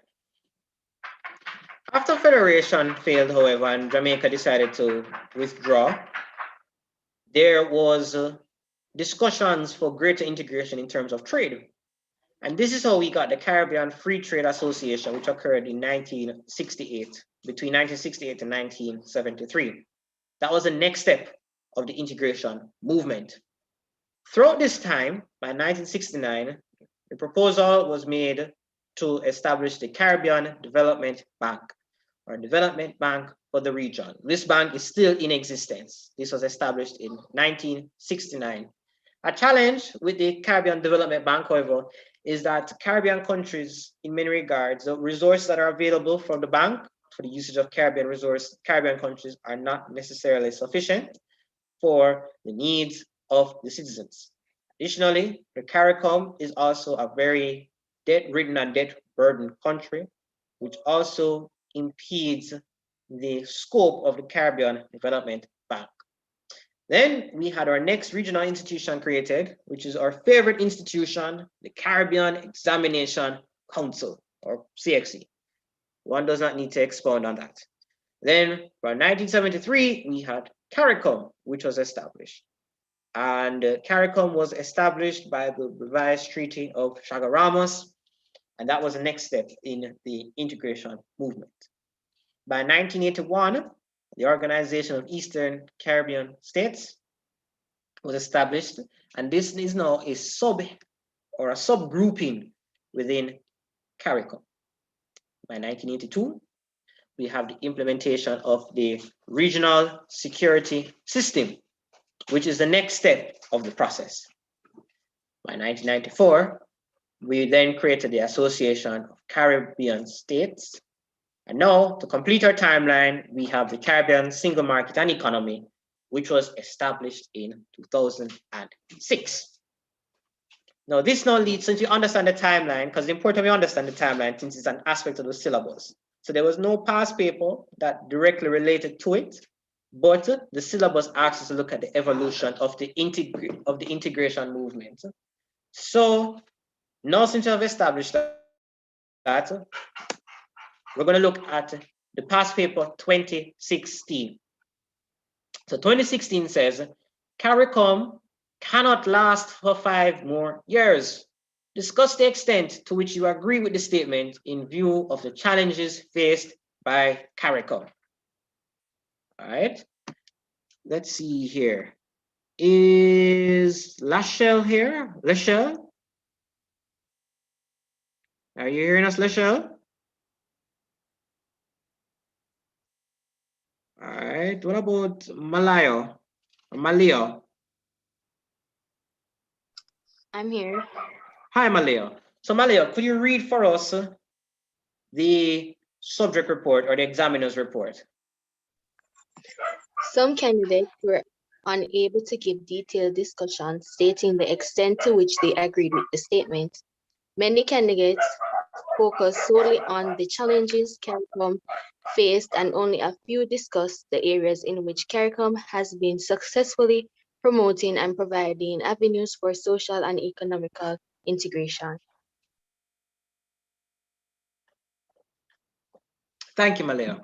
So we see where some candidates were unable to give detailed discussions on the extent, you see the position again, the extent to which they agree with the statement. Many candidates focus solely on the challenges of CARICOM faced, and only a few discuss the areas in which CARICOM has been successfully promoting and providing avenues for social and economic integration. All right, so that's pretty straightforward. So we see the issue here where it asks you to discuss the extent to which you agree with the statement. And they only looked at the challenges, but you see the counterpoint here.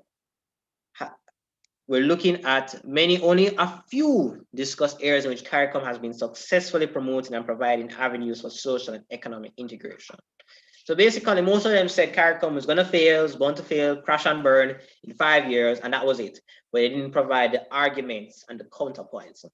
So let's see how to answer that question. So basically, an introduction. As you know, we have to do an introduction, we do our definitions. So we look at CARICOM, all right? Caribbean Community, established in 1973, and we outline what exactly it entails. Most importantly, state your position. It cannot be emphasized enough that you have to state your position. Do you agree? Do you strongly agree? Do you disagree with the statement? Or do you strongly disagree with the statement? Then state the reasons for your position in your introduction and explore these points in the body of your essay. Give arguments for and against. Before I continue, I'm going to open up the time now so we can have a discussion. CARICOM cannot last for more than 5 years. If you agree that CARICOM is not going to last for more than 5 years, I'm just going to ask you to use the raise hand function. So do you agree that CARICOM in its current form will not exist come 2025 or 2026? If you agree with that statement, just raise your hand. And there's no right or wrong answer. It's only your perspective. All right. So we see only one person says that CARICOM cannot last more than 5 years. All right. Thank you very much. Oops. I see a point here. Okay, 2 persons that CARICOM cannot last for more than 5 years. All right. No, the other side now. I'm gonna ask if you agree that CARICOM, so the first side asked, I said it cannot last for more than 5 years. So it's gonna crash and burn. 2 persons said, we agree with that. It's not gonna last anytime soon, anytime going forward. I'm gonna ask you now, if you agree that CARICOM can last for more than 5 years, and that by 2026 or 2030, we will still see CARICOM, I'm gonna kindly ask you to raise your hands.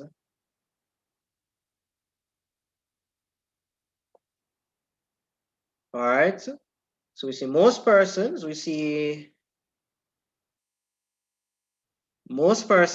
agree that CARICOM will last for more than 5 years, and we will see it come 2025 or 2030.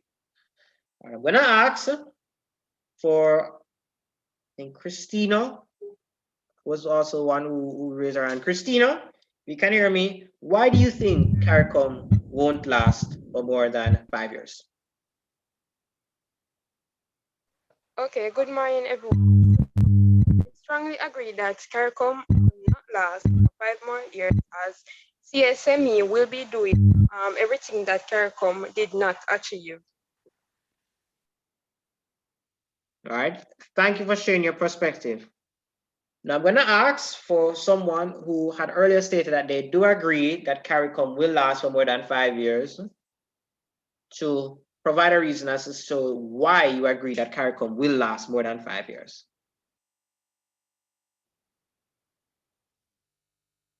All right, I'm not seeing anyone here. Let me see. I know I saw Shanil. Shanil, are you here? Or Shanil? All right, not seeing Shanil. Anyone who agrees that CARICOM will last for 10 years? No one wants to share their perspective as to why they agree CARICOM will last?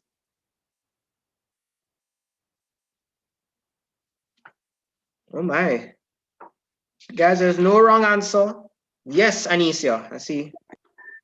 I think it's going to last because they're going to look at the things they don't achieve and try and improve on it so it can last for more than 5 years. All right, good point. So we see where persons are going to want to improve on it. Do we have any other points?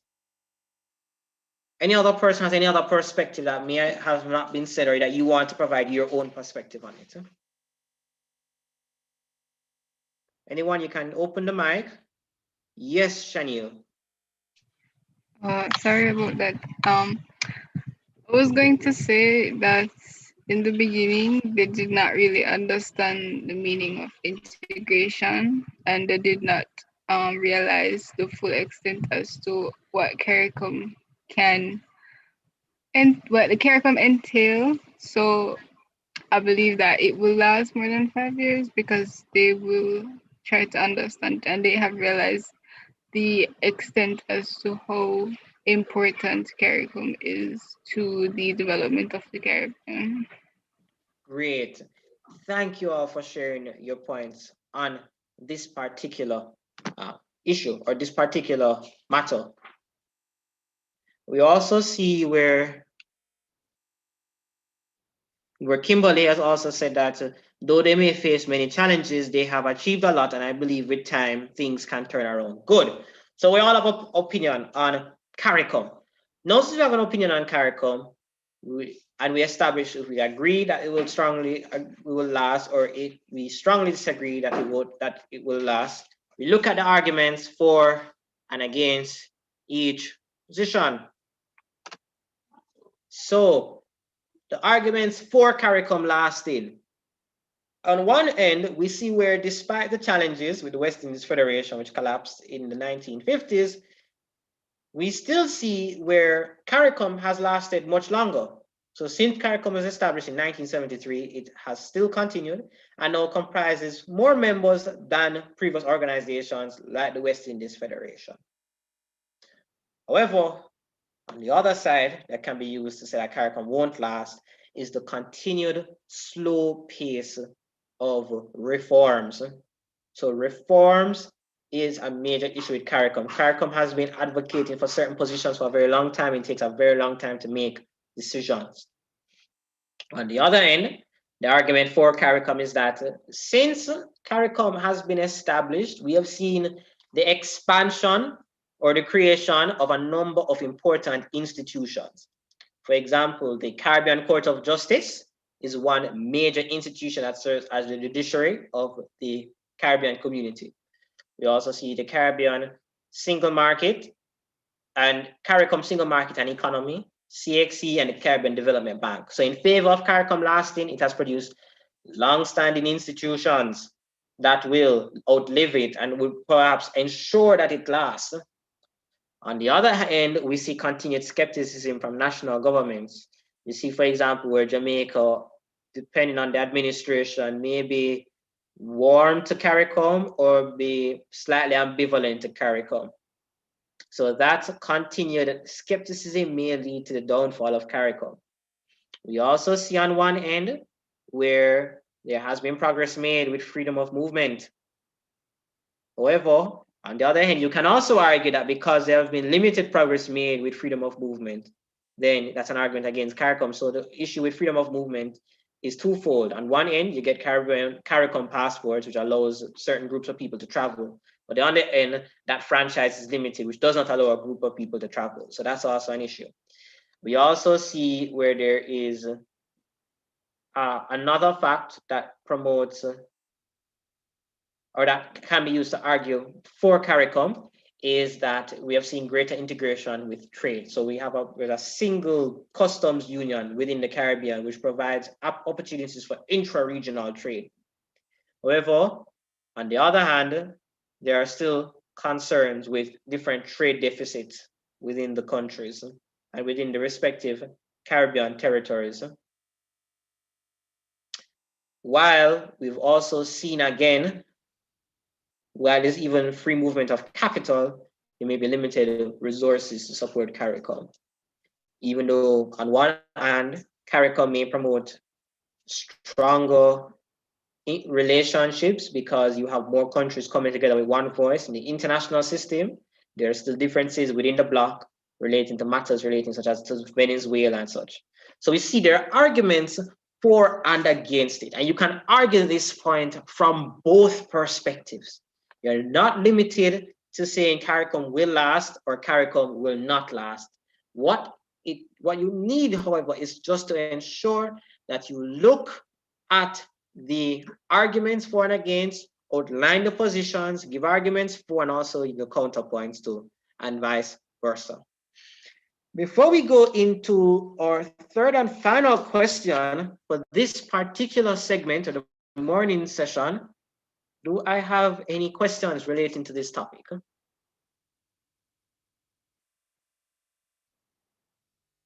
Any questions before we continue? Do we understand the arguments for CARICOM remaining and the arguments that mean that CARICOM may not remain in the future? Are we clear on all of that?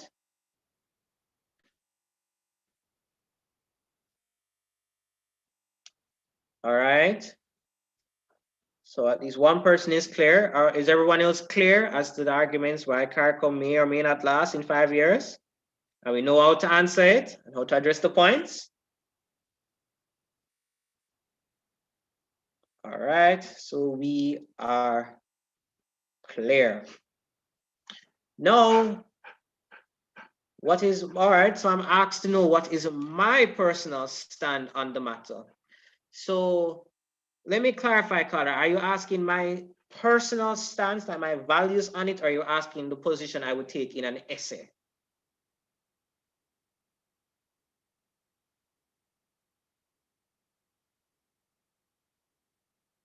My personal stance. I believe that CARICOM will last for more than 5 years. As to the effectiveness of CARICOM, that is still to be determined because an organization may last. So I would probably take the position that, well, if it was in this essay and I was to reflect my reviews that I agree that CARICOM will last for more than 5 years. However, I would argue that the effectiveness of CARICOM may not be fully achieved, even though the mechanism of CARICOM may exist. So yes, CARICOM will exist on paper. It will have a secretariat in Barbados, and that will be a lovely building. And yes, they may do their intergovernmental or meetings, but I still think that there will be continued challenges that will impact the effectiveness of CARICOM as a body. So while there have been significant contributions to institutions like the Caribbean Court of Justice, the Caribbean Single Market and Economy, and the Caribbean Development Bank, there are some other pressures that have not been fully addressed that will mean that CARICOM will last as an effective body, not just last on paper, but as an effective body. And yes, Kimberly, you can partially agree with it. You can partially, you don't have to go full-throated. I completely agree with it. Because what I'm providing here is a more nuanced perspective. It's not just agree that it would last. I agree it will last, but whether it will be effective is another question. And I'm going to now identify why I say it may not be effective. So for example, there's still concerns with freedom of movement, with trade within the region, with persons being uncomfortable or nations being uncomfortable competing with larger countries. And as a result of that, that may stir up continued animosity as well.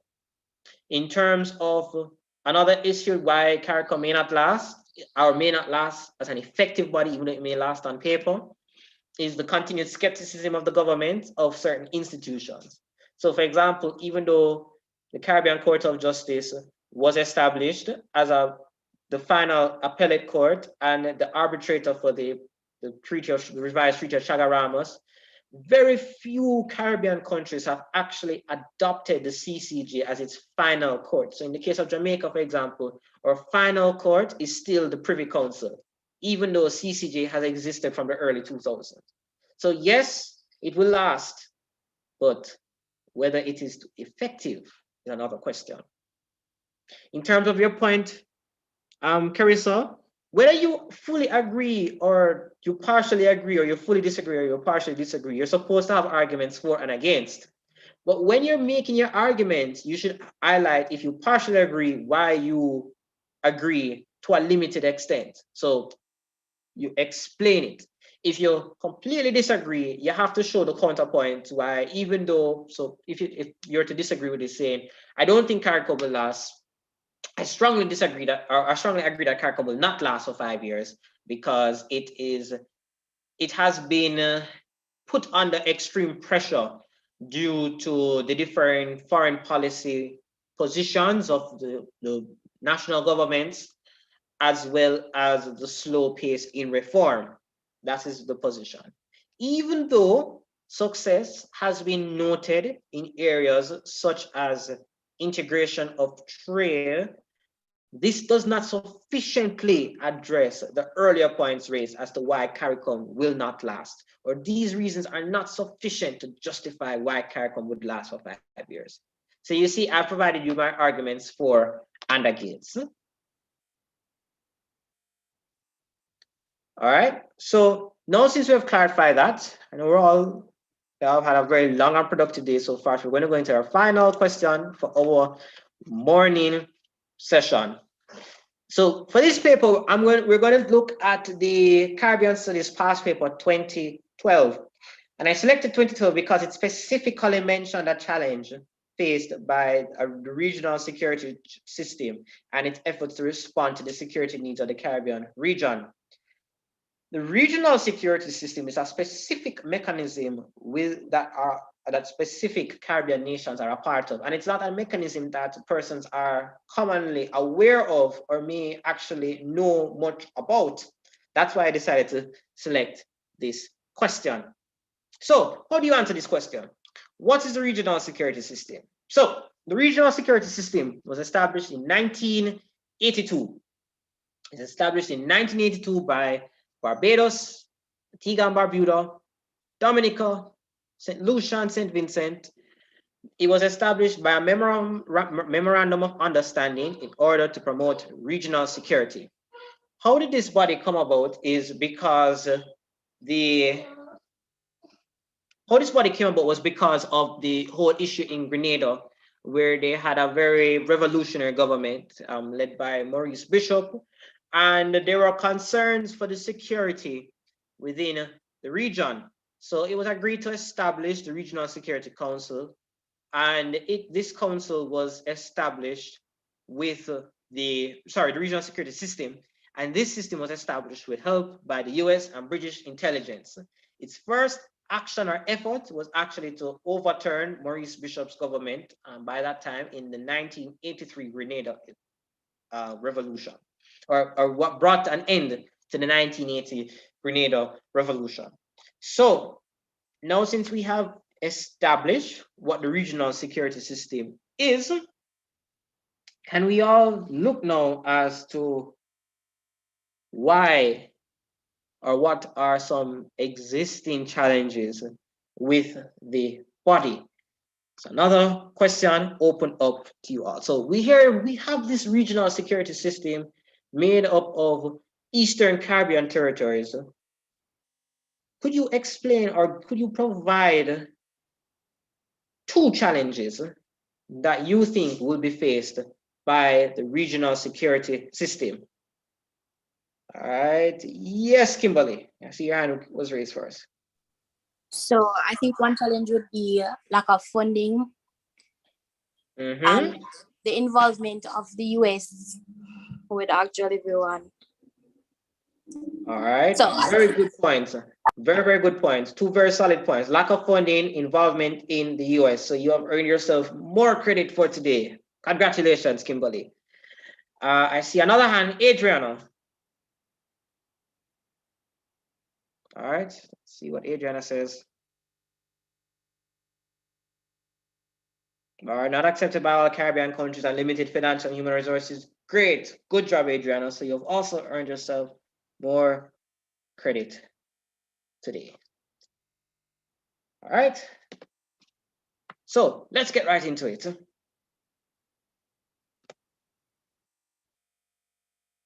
So we find that many of the challenges to CARICOM as an organization are also applicable to the regional security system. These include geography. So the Caribbean is very, very large, and these small territories don't necessarily cover the full extent or the full breadth of CARICOM. So for example, the distance between Jamaica to Guyana is the same as the distance from Jamaica to Georgia, the US state of Georgia. That's to put it in perspective. Now you can imagine the distance between Belize, for example, and Guyana. If the distance from Jamaica to Guyana is from here, is the similar from Jamaica to the state of Georgia. You can imagine CARICOM at its 2 easternmost and westernmost nations. So geography is a problem. Not all countries have signed up to it, and it's difficult to ensure security or achieve security when you are covering such a large, expansive space in territory. Secondly, limited financial resources. And yes, that's a very good point. Security is expensive. It's not a cheap endeavor. So the limited financial resources of Caribbean states does not necessarily enable for the regional security system to be effective. And we also see limited access to modern technology, which can be linked to limited resources. Lastly, as made mention by Adriana, the limited participation by national governments, because remember, we're all covering different spaces within the Caribbean region. So if we don't have buy-in from other governments, you're going to have challenges with ensuring security across the region. Let's look at the subject report. Let's see if I can have a volunteer. Is Brittany here? Brittany, are you hearing me? Yes, I'm hearing you. You hearing me? Yes, I'm hearing you, Brittany. Could you read us the examiner's report? What does it say? Sure. Exceptional responses identified new age security concerns such as the RSS's apparent inability to treat with cybercrimes or hacking, health security issues, instability of neighboring territories like Venezuela, global patterns of illegal migration, porous borders, and continued overreach of countries such as the United States. Perfect. Continue. Exceptional responses correctly diagnose the challenges and used adequate examples and data to illustrate how stated challenges impeded the RSS. Awesome. Thank you, Brittany. So we've gone through the basic challenges that you would expect to normally hear. Those are what good students do, but we're aiming to be exceptional students here. We want not only ones, but we also want placements. All right. And yes, in terms of before I continue, in terms of the question by what is meant by overreach of the US. All right, Rachel. So when looking at security, many persons regard security as a matter of sovereignty. And they don't necessarily want a country or larger countries or any country for that matter to be interfering too much into the local security apparatus or the security institutions within the region. It's like, for example, let's say you and you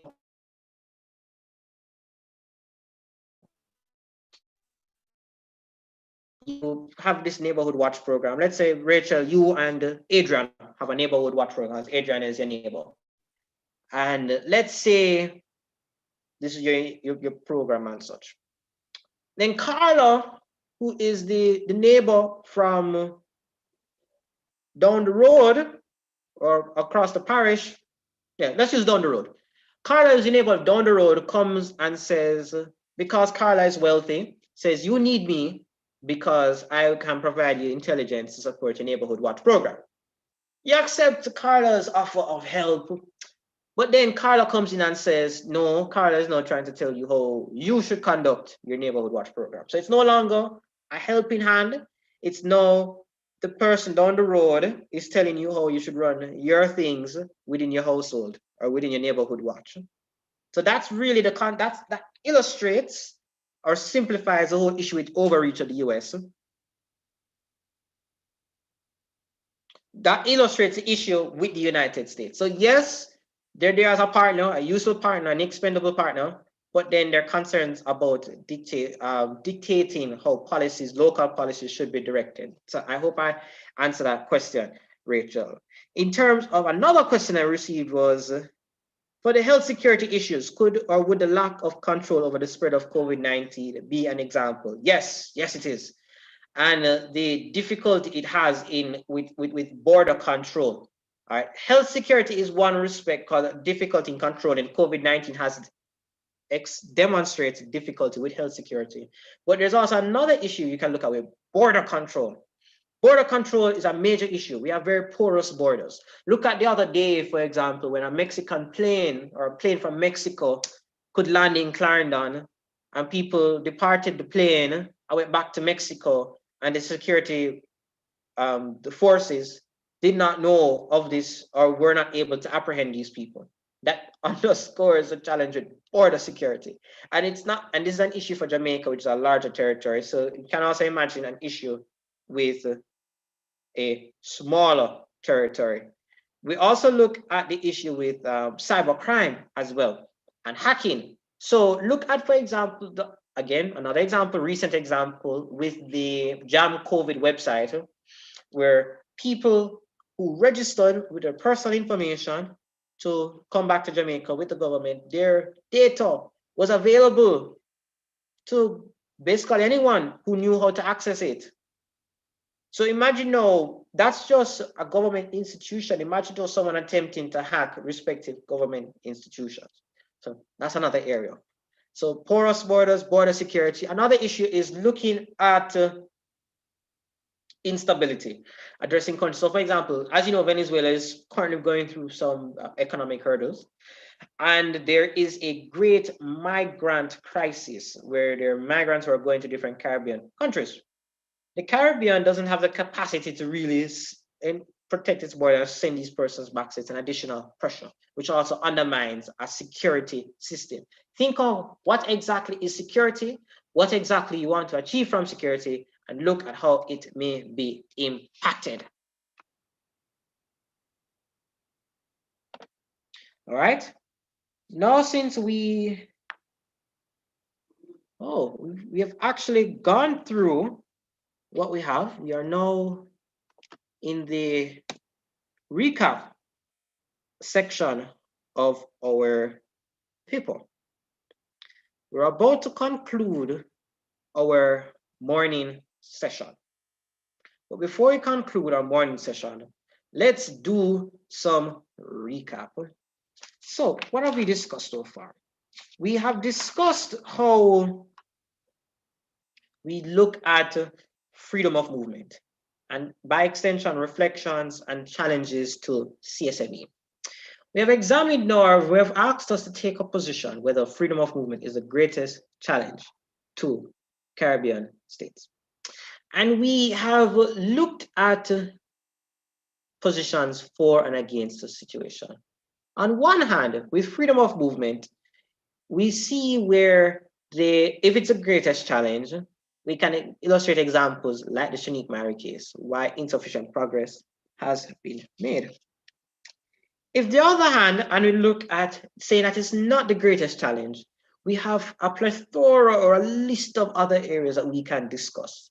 We can look at the nationalism between different states. We can look at the varying levels of development that used to be an issue. We can look at the whole case of, we can look at the whole case of the trade imbalance that may exist between nations, the legislative restrictions, the difficulty with getting work permits for certain workers, and we have examined that. We have also examined the timeline of integration, with the first Caribbean institution being UA being established in 1948. We looked at the West Indies Federation from 1958 to 1962. This was then followed by the Caribbean Free Trade Association from 1968 to 1973, the establishment of the Caribbean Development Bank in 1969, the Caribbean Community in 1973, the Organization of Eastern Caribbean States in 1981, the Association of Caribbean States in 1994, and lastly, CSME in 2006. We then went on to look at the whole issue of CARICOM and whether CARICOM as a body can last, and how we can take a nuanced approach to ensure that we maximize our points, we can make our impact on these exams. We looked at how we should state our position, and we examined arguments for and against CARICOM. Similarly, these arguments for and against CARICOM can also be outlined according to the acronym PISTLE. Nice, easy go-to acronym. On the political end, we see lack of political buy-in that may hinder the development of CARICOM, or that may be a major issue that may undermine CARICOM. We look at economic circumstances or economic factors that exist. So, for example, the trade imbalance and the lack of freedom of movement. We look at also the social considerations, so a level of distrust between different countries.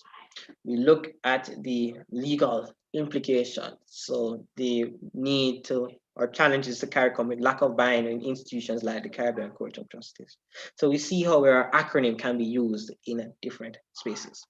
And lastly, we looked at one specific regional body called the Regional Security System, which is an organization geared towards achieving security of its member states, which are mainly comprised of the Eastern Caribbean states. With that being said, I am now open to questions because we have finished our morning session much earlier, which would mean that we have a longer break because our afternoon session begins at 2 o'clock. So the options are we could, but if you don't have any other questions, so let me see here. Are we still doing religion and sports? Yes, yes, we are. We are doing religion and sports. That is for our afternoon session. So the morning session covers the first half of the exam. The afternoon session covers religion and sports. Do we have any other questions?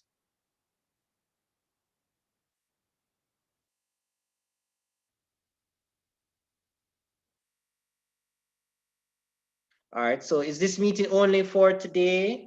Yes, paper 2 is only for today. We're gonna go through paper 2 extensively. Paper 1 is for another date with my fellow tutor, Samoyo, who will be carrying you through that session.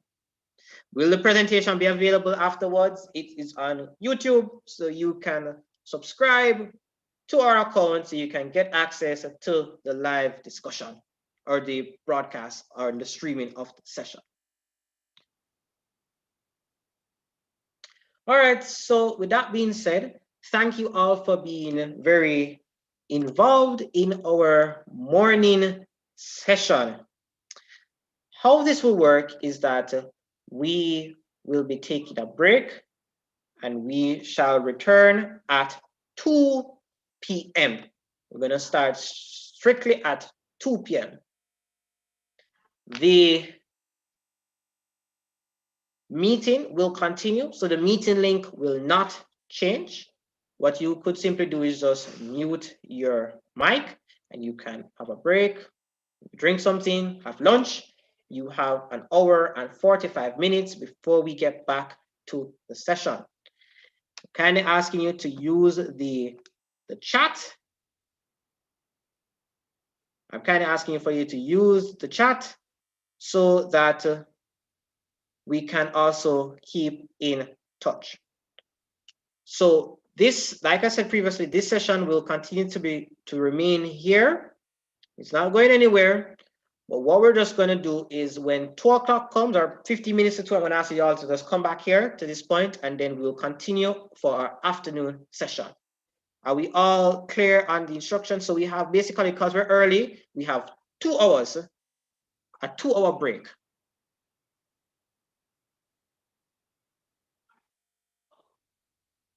All right, great. We're all clear. Josette, in terms of other sessions, we have a session for communication studies, and for CXC students, we have it for CSEC English and math.